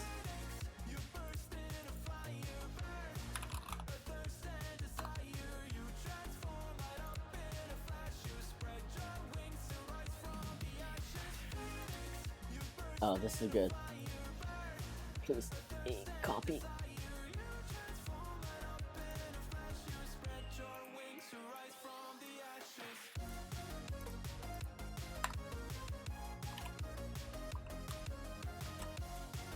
Like, I legit feel like I'm one of the most boring people you'll ever meet, but it's like, oh, what do you like to do in your spare time? And I'm like, draw, design merch. It's, you know, it's like all work related, but it's what brings me joy. Outside of that, I would like to make time, find time, whatever you call it, to play games. Like, very recently, a friend of mine was like, "Yuge, do you play games?" Like, a newish friend of mine. He's like, "Yuge, do you play games?" And I'm like, yeah, I do. Just haven't been able to find the time.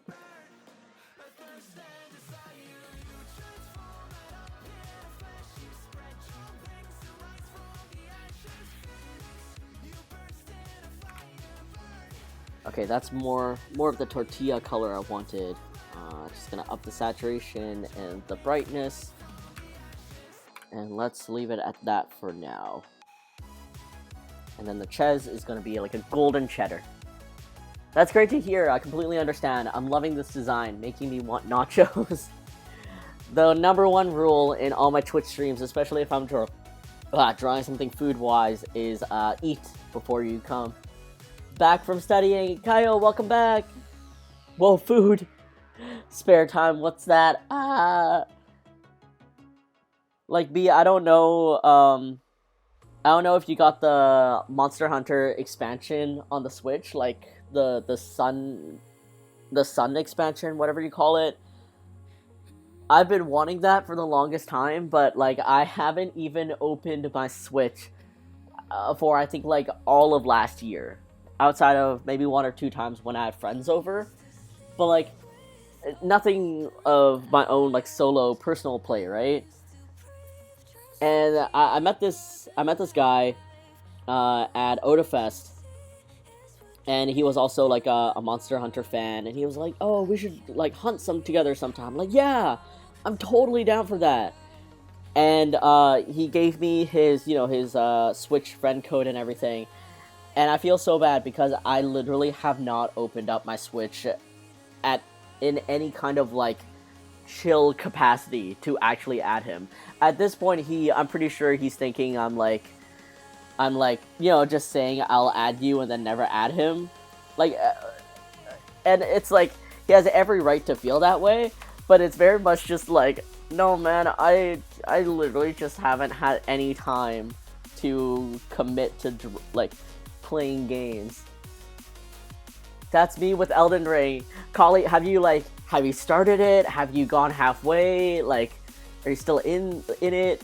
I didn't even get it. I didn't get it either because I just I don't have time to play it. I mean, I didn't get it initially because it's like, it's a cost, and I don't know. I'm being a little bit more careful with my money, coming out of like the whole pandemic and my own pain and everything. But otherwise, it's yeah, it's like I don't even see when I have time to sit down and play it, so I just never bought it yet. I mean, maybe this is very unlikely, but maybe it will go on sale, and my patience of not having time will finally pay off. I gifted it to my boyfriend. I haven't even gotten myself a copy. I will when I know I can commit time to it. Yeah, we're all in the same boat. We want to play this, but until we can, we're just gonna not buy it. And maybe, maybe by the time we buy it, it will be on sale, and it all worked out. Uh, like, I feel so bad. I'm pretty sure at like Odafest, I'm gonna see him again. I'm like, yo, I'm so sorry. Like, I legit just haven't even turned on my Switch in like all of last year. I was like waiting for it to release too, like the expansion, and cause like there was a little time, I think, before conventions hit, like 2021, when I did pick up my Monster Hunter again, and what did I do? I think I went up to, I mean, I beat the game, and then I went hunting for like the most ideal set of armor and like the jewels and stuff, like the gems, to give me the skills that I want. And then I just started trying to collect, like the rare parts, so I could collect all my hammers. And that was fun for a while. I just like grinding. And then at some point, I put it down, and then I just never picked it up again.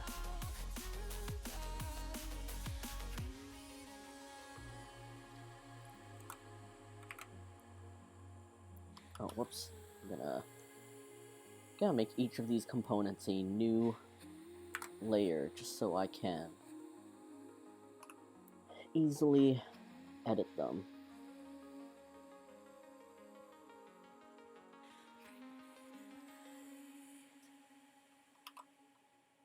Like, even Piano Bandit here and our friend Chloe has been trying to get me to play this like dwarf mining multiplayer game, which I'm legitimately interested in, but I know I'm not gonna find any time to play it, so I just never bought it. Except the times I buy a game and then never play it. I played Original Rise, yeah, and that was pre-2021 con season, right? Yeah. I got a Monster Hunter Gachapon from Japan. I don't know what character I got though. I played it because it looked really cool. I mean, very fair. All Monster Hunter designs are like so dope.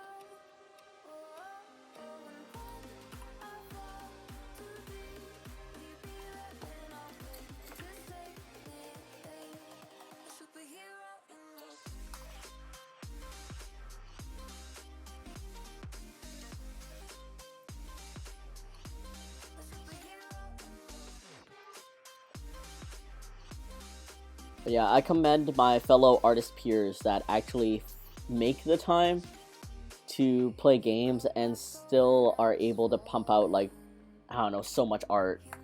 Like, in a way, the game is their research, but at the same time, like, even if it's my research, I just can't. And what I also really hate is, if I pick up a game and I don't finish it, and then I re-pick it back up, and I'm like, I have no idea where I left off. And then I end up, like, most of the time, I either bump around and try to figure it out, or I just restart the game from scratch. Like, this happened to me once in... This is the stupidest thing.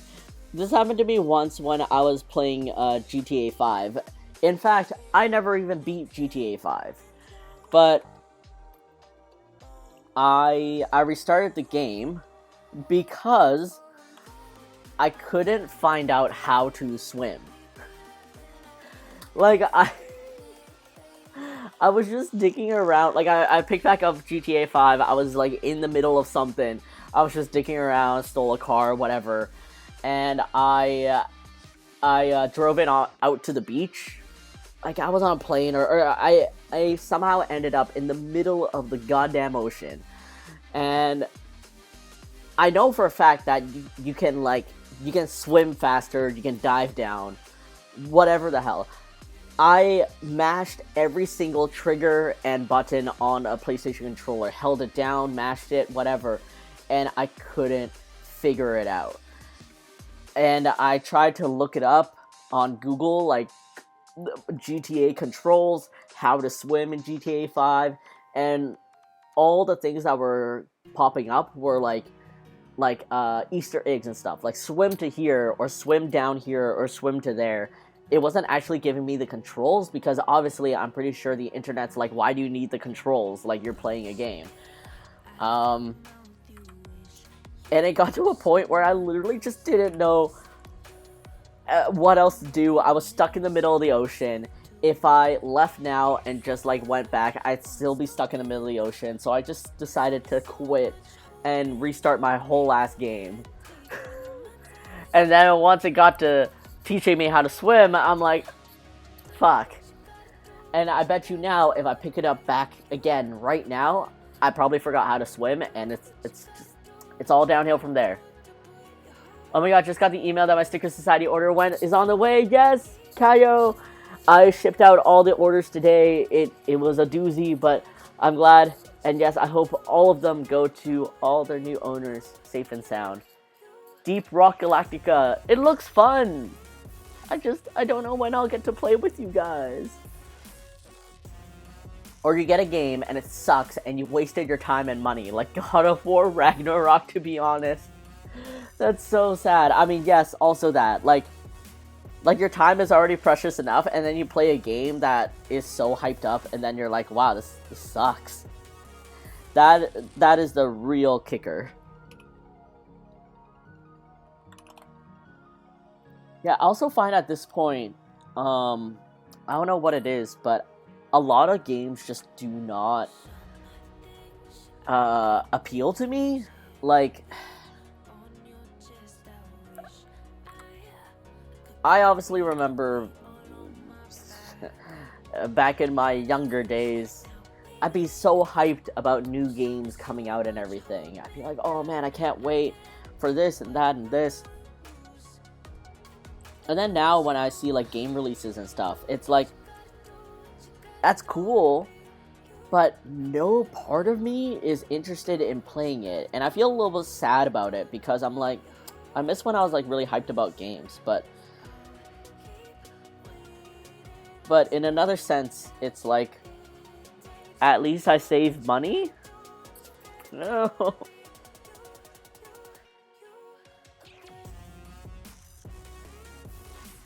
Alright, and that is 100% soft light. Figuring things out.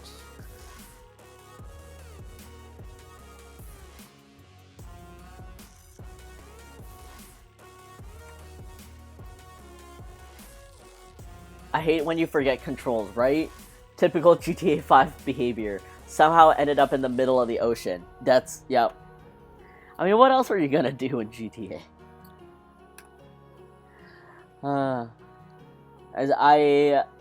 There was a little time, of course, during the time when none of us had to go to conventions, when I did pick up, GTA again, like restarted it and all that. And I got back to literally where I remember leaving off, and then I put down the game again. So chances are, I have forgotten how to play the game again. And I will have to restart. I will never beat GTA. In fact, I feel like there's so few games in my life now that I've beaten.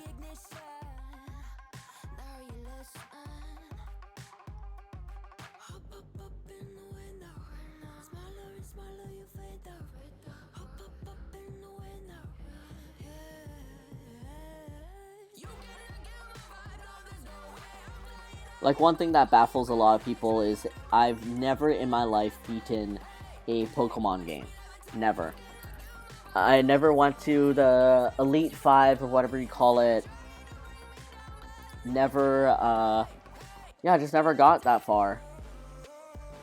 Largely it's my issue. I love grinding for EXP, so I end up over-leveling my Pokemon. At least I thought I did. Actually, I lied. There's one game, I think it was Soul Silver maybe, that I got to the Elite 5, but I didn't beat them. Like, I just got to them, and that's it.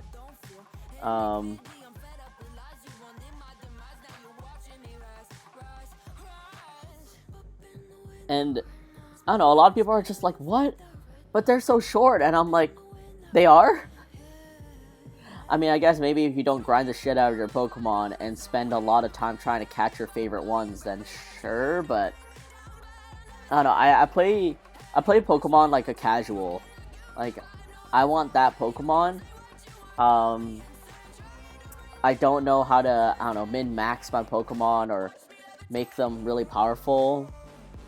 Or I can't even tell if, like, this one's the best one. I just want him.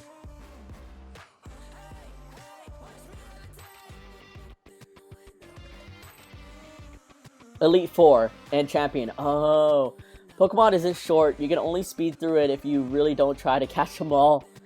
But what's the point in Pokemon if you don't try to catch them all, right? Right? Catch you and into the box you go.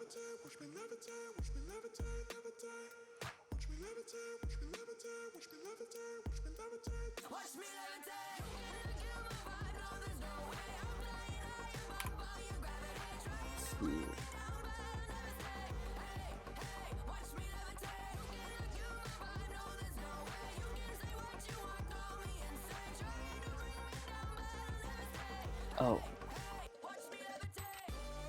Yellow.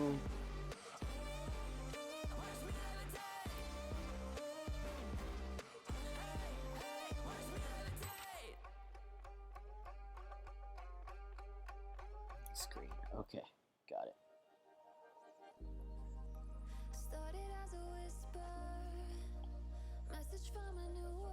Also soft light.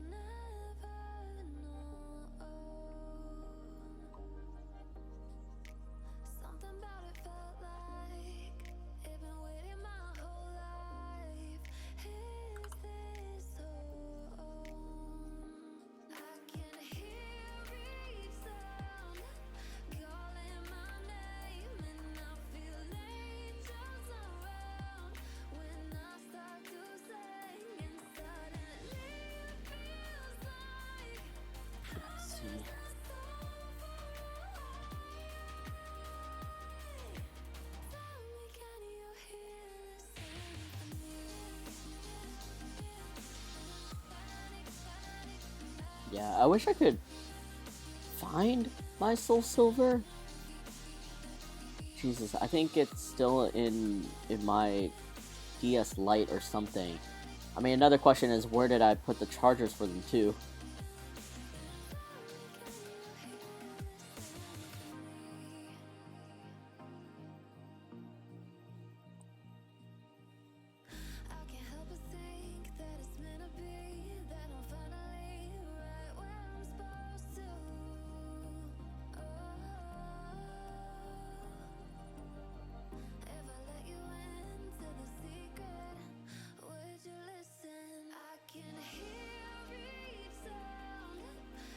Some goopy guac.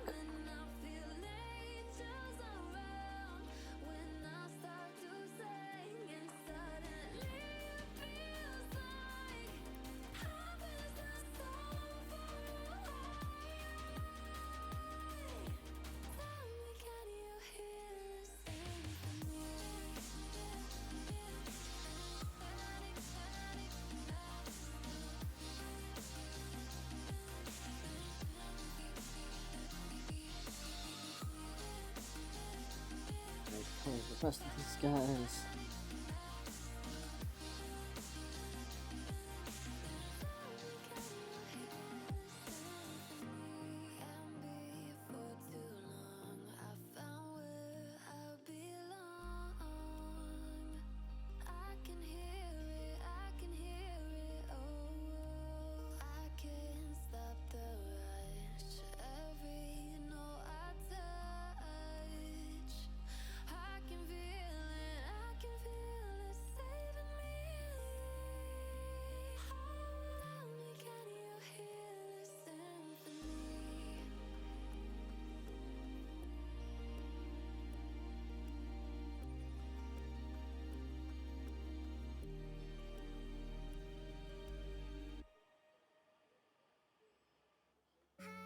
Was it the voice? Was it the fire burning in me? All of the noise turned into choirs of harmony. Left me with the pieces of forever that you broke. But since you left me low, I've been high.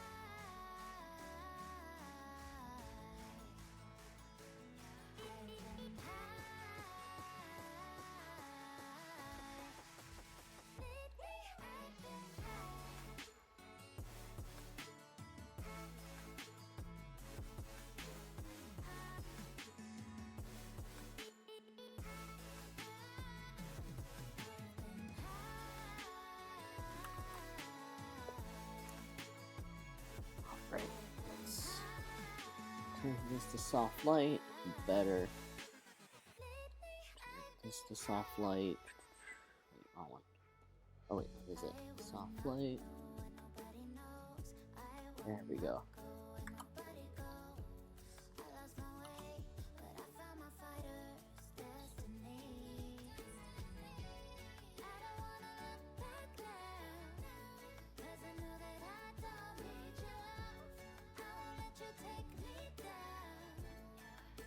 I think the green's looking a little nuclear.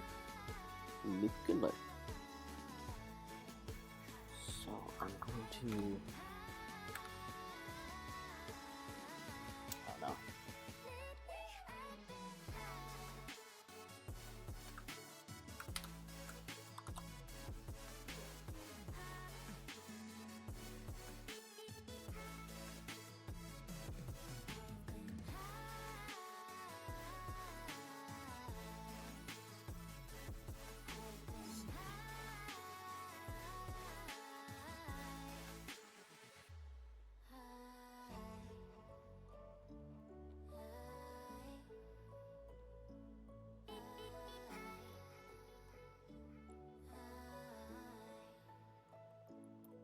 I'll revisit this later.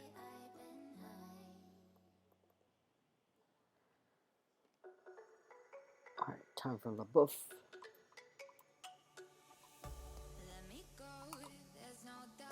Now I want nachos. Treat yourself.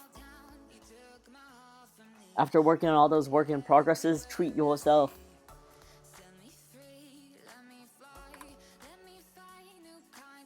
I thankfully ate before I did my own stream. I have learned.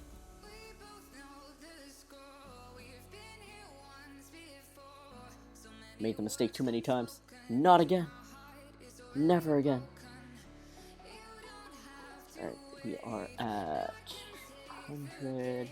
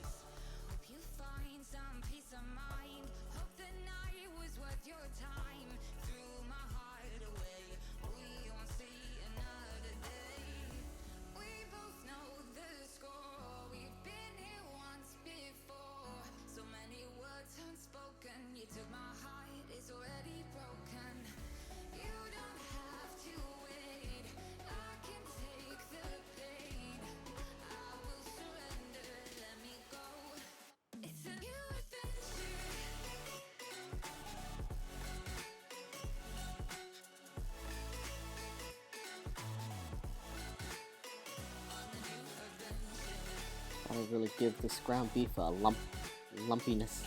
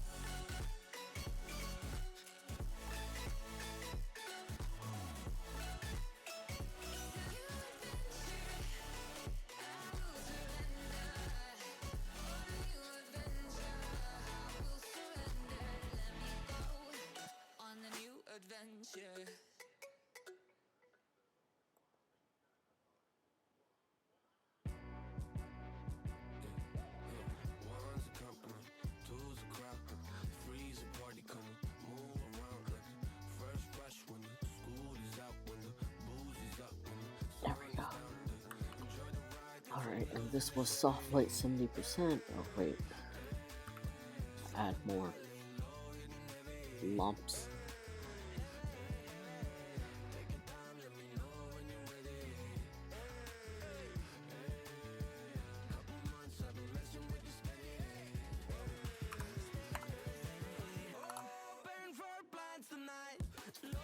And then tortilla and cheese. Cheese I'm gonna do first.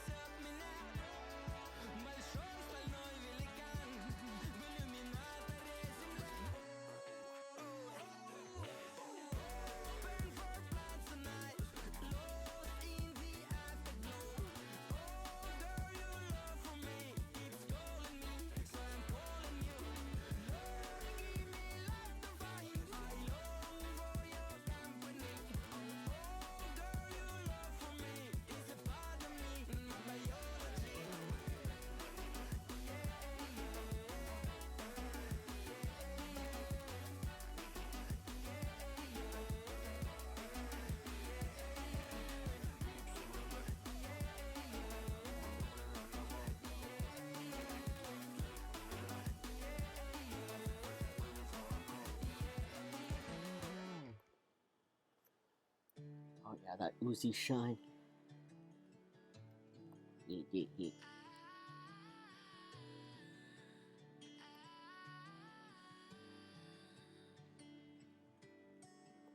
Day breaks and I'm burned by the morning light. I make the same mistake more than twice. Same song, but brand new dance.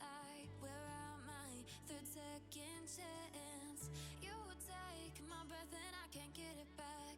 Might be time for me to face the facts. The best me is with you, but I know I got a lot to prove. They think we're too damaged to fix, but we're just working through a little rust. They lie. This looks so awesome. I love it. Nacho Puglie for the win. Aw, Chris, thank you, thank you. I want to just make this a little bit less orange, a little more golden.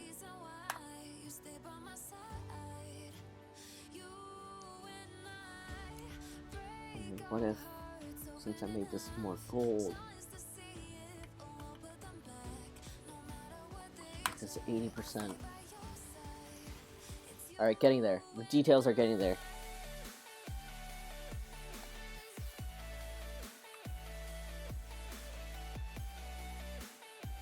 This will need to multiply. I'm going to do dark brown.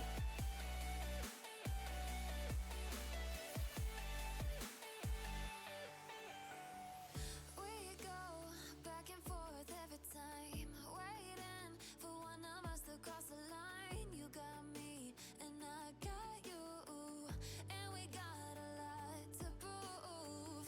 They think we're too damaged to fix, but we're just working through a little rust. They like to say we're just young, but I know we won't give this up. Sometimes I lose my mind, and some days it's hard to find the reason why you stay by my side.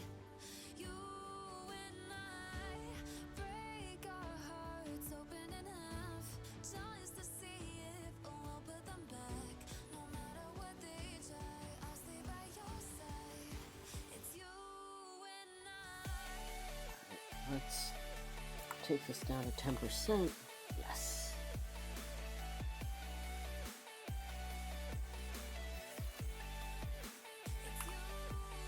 I want food. I'm gonna go get food now. I believe you. Viv, you know the rule. You know if you come into my streams, you have to be prepared. Treat yourself, Viv. Go eat some good food.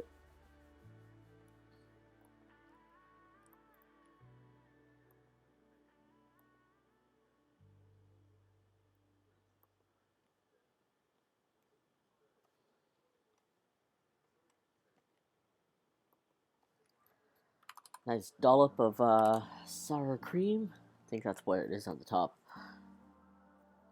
There's so many variations of like nachos, like what people add in and stuff that I don't know. I hope whatever I'm drawing is legit enough.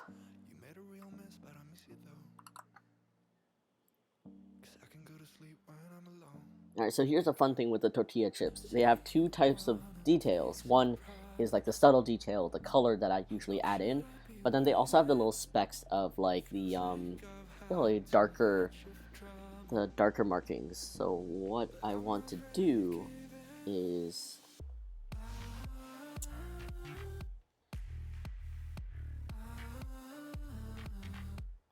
make both, I think.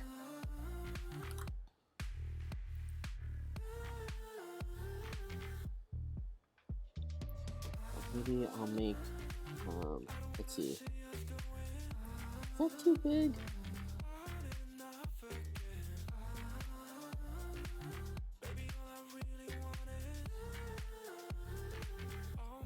Because I don't want it to get too messy with the dark line art, because it'll take away from it.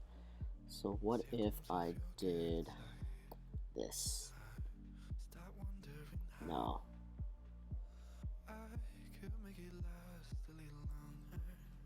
Maybe I'll use it super sparingly.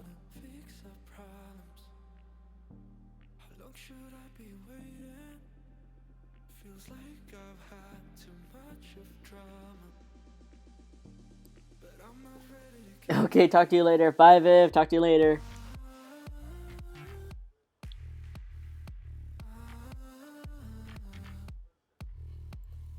Just a few here and there because it's quite sparse anyways.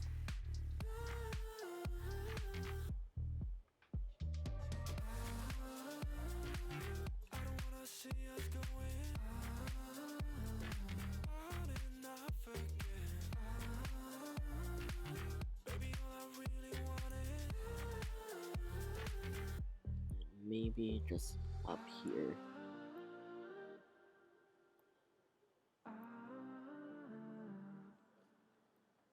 Right.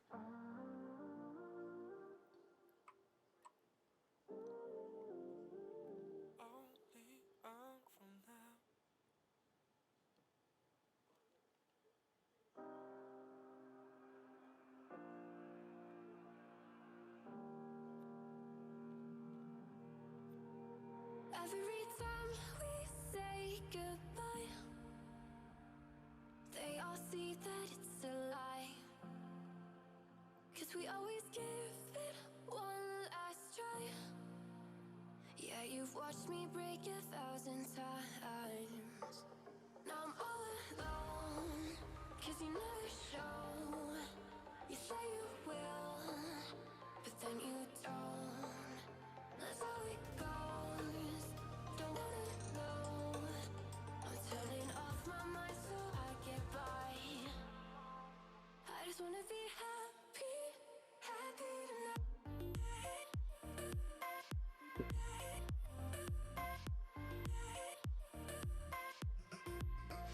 Welcome to Huge clearly doesn't know how to shade, where I just make up little details where I go. And hopefully they'll just work out. Waiting for you in the morning. I'ma leave without giving a warning. I'ma leave without giving a. But every time we say goodbye, we all know that it's a lie. Now I'm all alone, 'cause you never show. You say you will, but then you don't. That's how it goes. Don't wanna know. I'm turning off my mind so I get by. I just wanna be happy, happy tonight.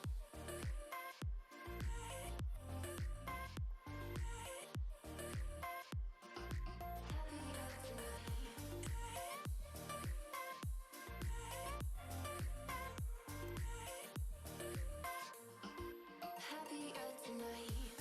Kept me waiting for you in the morning. I'ma leave without giving a warning. I'ma leave I wish whenever I ordered nachos, it was this jam-packed with all these ingredients. Oh my god, Nee. If you ever come back up to Vancouver, there's another, like, I just wanna be happy. there is a restaurant, that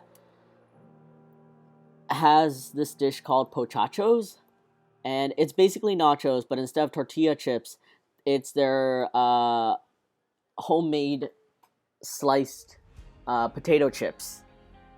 You gonna kill me with poutine again? Yes, that too. But like it comes with like ground beef, marinara sauce, some spicy mayo, it has jalapenos, tomato, olives, cheese. That sounds delicious, right? It's like it's their, cause like house-made potato chips are not like the. I mean, some of them are the super crispy kind, but this is like crispy on the outside and just the thinnest layer of like that soft potato. Oof, so good. So I will kill you with poutine and pochachos. I'm just gonna just stuff you full of potatoes.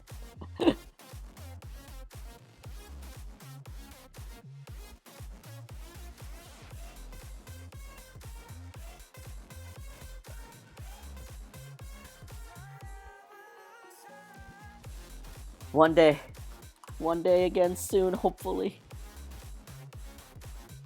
Alright, turn this over to soft light. And that is looking pretty solid. I am liking this brightness, but let me try going down to 70%. I think like a...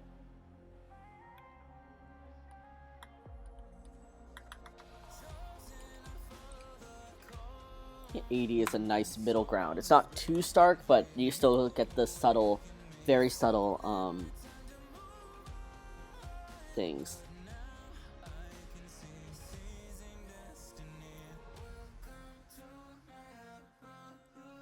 I'm like, do I want to keep the tortilla dots?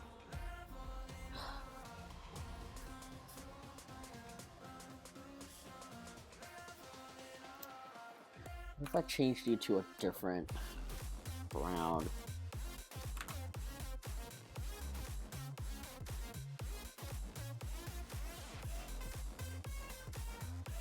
Like maybe a lighter brown is what I'm looking for. Catchy, hello! Thank you so much for joining again! How are you?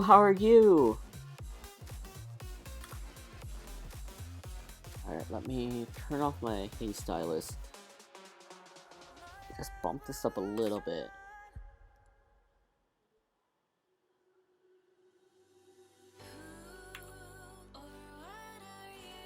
Because I'm thinking I don't want to line art dark because it's grabbing away from it. So I want a little something lighter. Maybe here. Doing alright. Haven't seen you since Japan Market. Oh, thanks so much for visiting. It's glad you're doing all right. It's been a wild time. I mean, since Japan Market, because well, after Japan Market, I drove down to Seattle for a little vacation, but like I also checked out Emerald City, and it was a fun vacation. But I'm also happy to be back, trying to get back into like my rituals.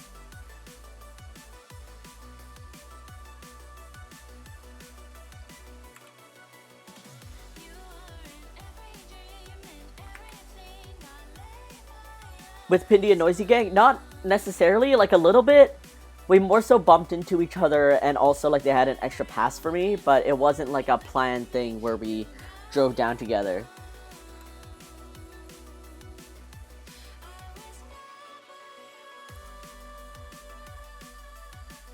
But yeah, did you get a good amount of rest after Japan Market?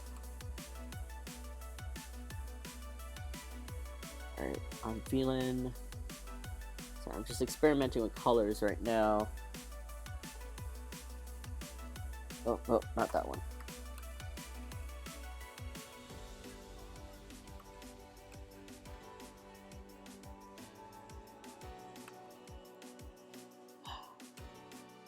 I'm like thinking like the really bright pink is the way to go, just cause like Puglie would always err more on like the warmer colors anyways.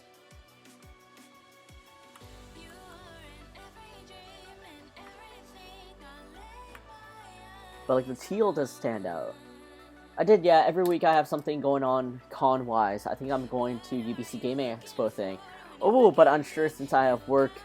Are you like just, like you're going for fun? Also for the UBC Gaming, right? Or are you helping someone?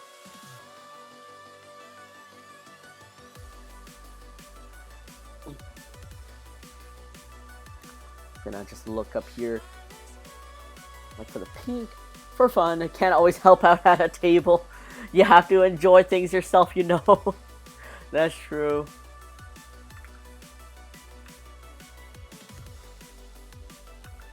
Let's see.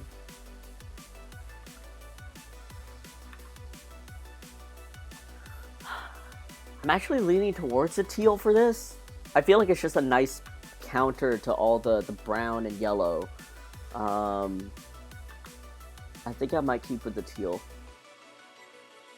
But yeah, I was a little bit interested or curious to check out the UBC Gaming Expo, but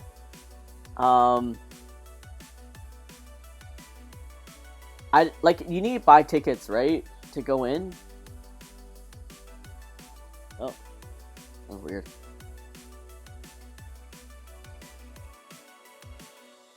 Alright, I want to up this.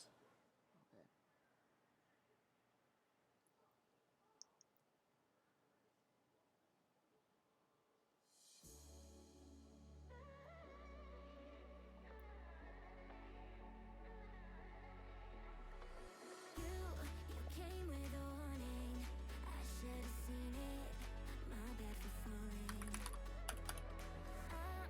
I'm far from perfect, but I know what my worth is. More than you're giving. What goes up comes back down. What goes out comes around. Just gonna add some little like plate markings.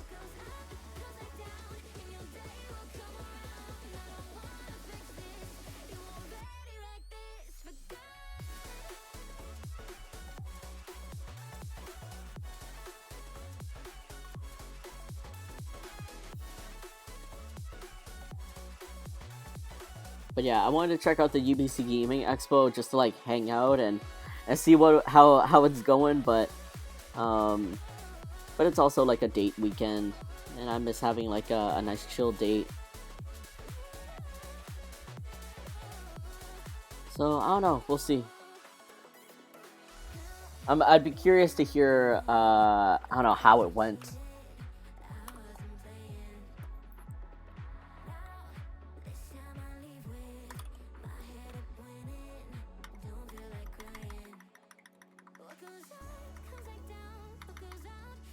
Let's see. It's a 180 change. Ooh, it's a nice.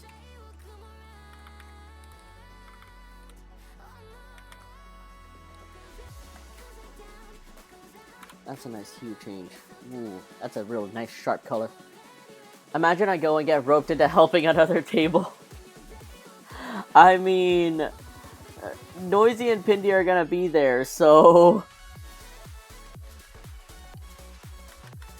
who knows?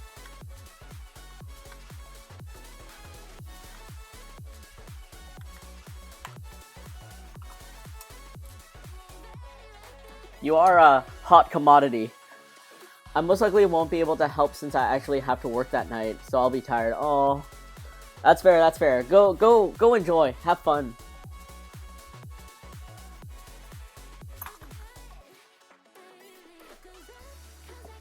Oh man, this is looking pretty delish. I'm really happy with how this turned out. I will probably have to... Actually, do I really need cleanup layers?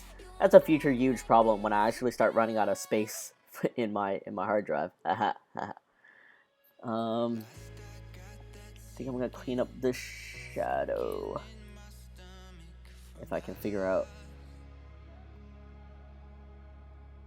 where's my cheese. There it is.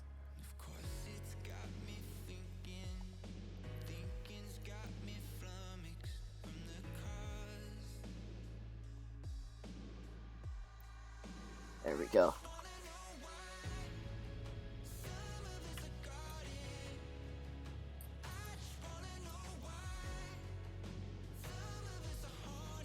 I think the guac just needs a little help because it's looking a little nuclear. So that's the guac. Don't sample all layers, just need this part.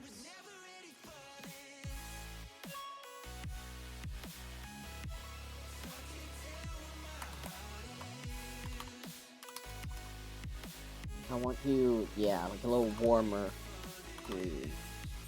Not warm enough so that like you look like you're about to spoil, but just a little duller. That's fine.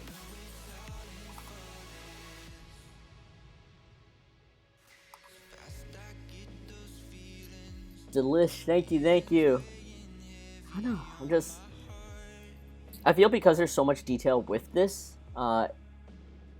it's definitely going to be one of those things where I put it down and then look over it a little bit, like a little bit later with fresh eyes, to catch any mistakes that I make.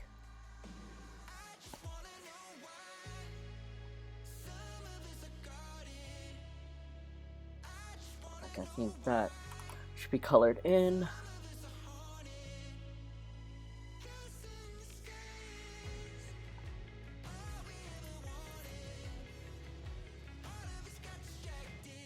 There.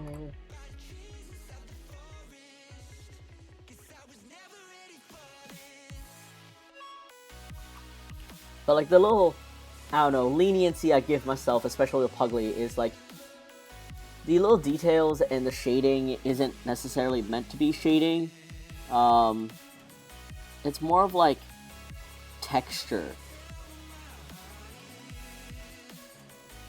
Like if I can correctly land where the light source is coming from and like give shape to something, then that is definitely what I'm aiming for. But I think the core reason I do all these little like color details and stuff is to give Puglie texture so that he looks a little bit more dynamic and there's more depth to him. I also sourced most of my colors from my previous Taco Puglie because I like, I feel like it gives cohesion almost, like there's not too many different shades of like brown or red or yellow. So it'll look like they match. But yeah, I think for this, oh man, I'm like looking at this point right here and I feel like I want to fix that like right now. Like this is definitely one of those pieces where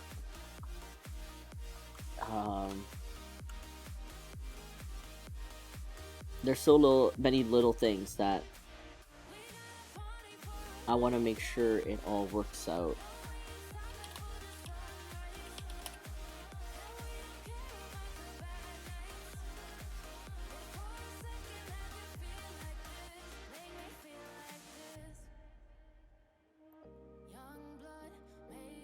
Yeah. Alright, save. Gotta remember to save. I must go to Taco Bell now, yes! Treat yourself to some Taco Bell. Left-handed doodle, oh my god! I still have yet to try Taco Bell. I mean, granted, it's like so far for us. I mean, I don't know where exactly you live, but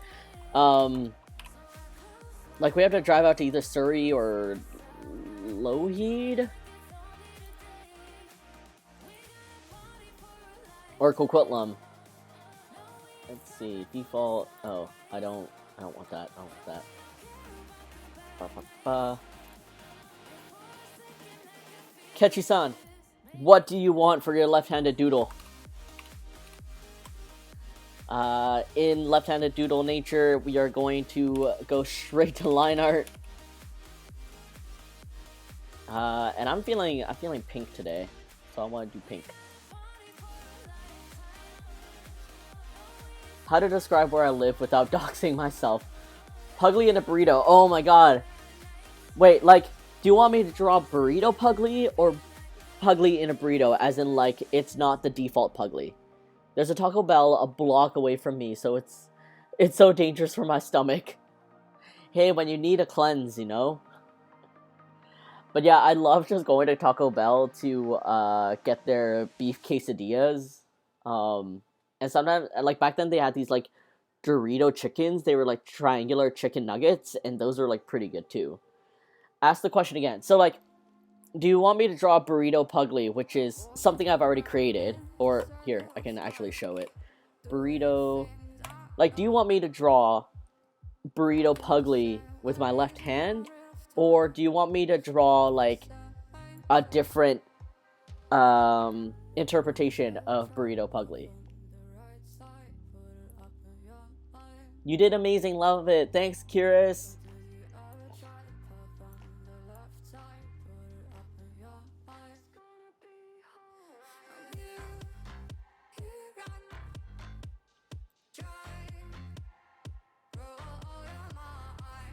Different interpretation.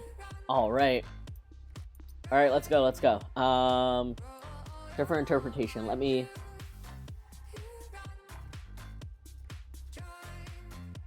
Okay. Alright. So, like, you know how there's many various ways that people hold their pencil, right? Like, some are like the tri-point, which is like this with the tips of their fingers on it. I hold it like this, where the pencil like rests on my middle finger, like so. And then I've definitely seen, like, back then I used to hold my pencils like this, which is like with the two fingers across, and it rests on my ring finger instead. Oh, I hold my pencil very wrong. I mean, I apparently used to hold it very wrong too until my dad got mad at me and okay, your pencil rests on your ring finger, right? See, this is how I used to hold my pencils, and then my dad got mad at me and made me fix my pencil holding. Sometimes I wonder, like when people wrap their cats in blankets, but it's Puglie. That's what I'm thinking too. But sometimes I really wonder, like, with my left hand, I haven't figured it out yet. What if I try drawing with it with, like, first of all, I don't know how to draw with it, but second of all, I don't even know how to hold a pencil in it. But through all these left-handed doodles, we'll figure it out together. Alright, I don't have my stabilizer on. How did I... Okay, so I have it wrapped around like so. Alright, I do have an idea. Let's see. So I always start with the anchor, which is Puglie's nose.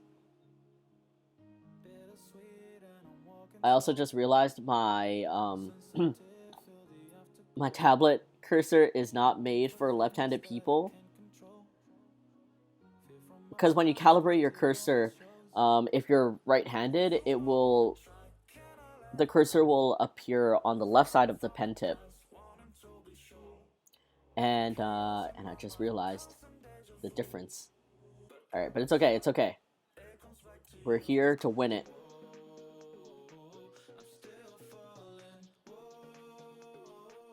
Alright, so... Wow, this is actually really tiring. Okay, so update. I've reverted back to holding my pencil with, like, the pencil resting on my middle finger.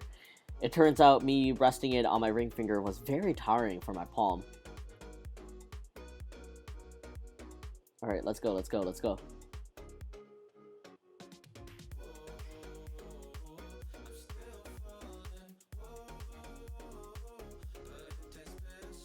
Alright, the eyebrows are a little bit higher than I expected, but it's okay.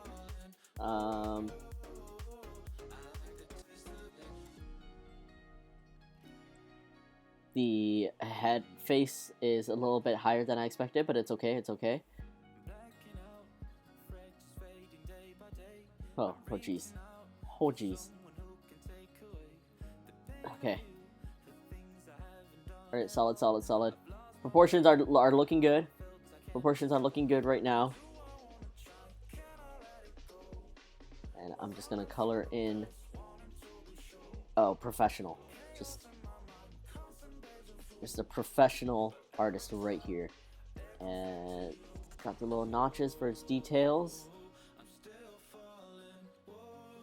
And what I want from here is a little pausey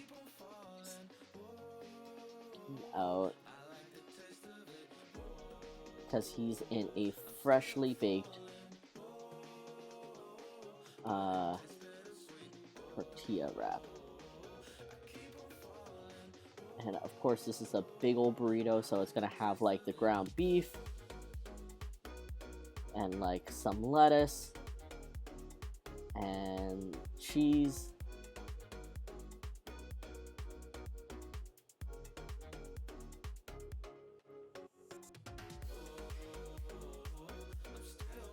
And here's where it wrapped up. Yeah, and then you got some like little dots, because like, you know, like the tortillas always have those little like markings, right? Alright, and then it's a real plump burrito, you know? How can it not be plump with Puglie in it?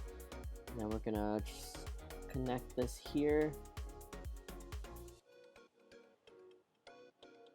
And I think that's what I intended. Add a little couple more details here.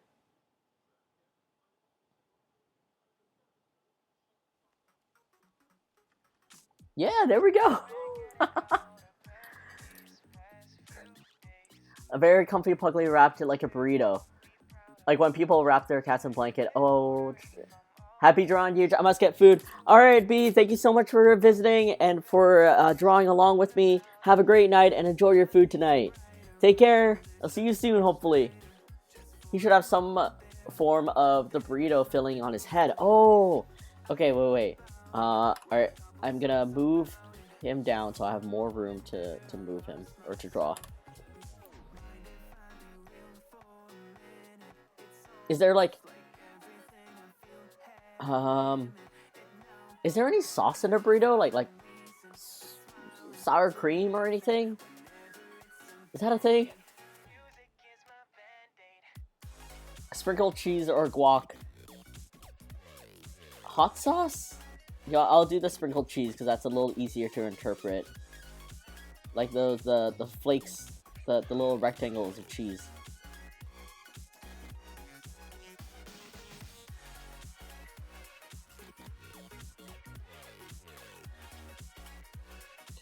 I say easier to interpret, but now it just looks like hot garbage, but... And there we go! Burrito Puglie! Hey!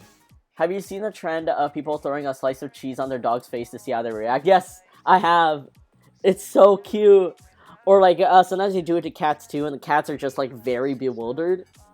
Very good for your left hand, thank you, thank you. I'm gonna take a screenshot of this so I can post it later.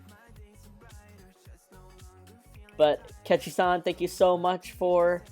Oh, wrong screenshot. For redeeming your left-handed doodle. This turned out pretty good. This is what I had in my mind. Execution is very different, but, you know, is essentially the concept that I had in my mind. The Puglie version is sprinkling cheese on him, and he just goes... he just wants it. But guys, we are nearing the 6 p.m. mark, and we got to celebrate with a little left-handed doodle. Today we got to see the Nacho Puglie come to life, and it might go through a little reiteration, or I might do a little cleanup of it. I'm not sure yet, but it's something that I need to take some time off and then look at it again with fresh eyes. Thank you all so much for being here. Let's see if there's anyone we can send the love to. Wait till the just pops up. Reagan, Sav. Oh, Inscription. Okay. Valorant. Let's send some love over to Savannah, otherwise known as Sav, or oh man, what was her VTuber name again? Simone? Like, it's a s'more, but like, it's Simone.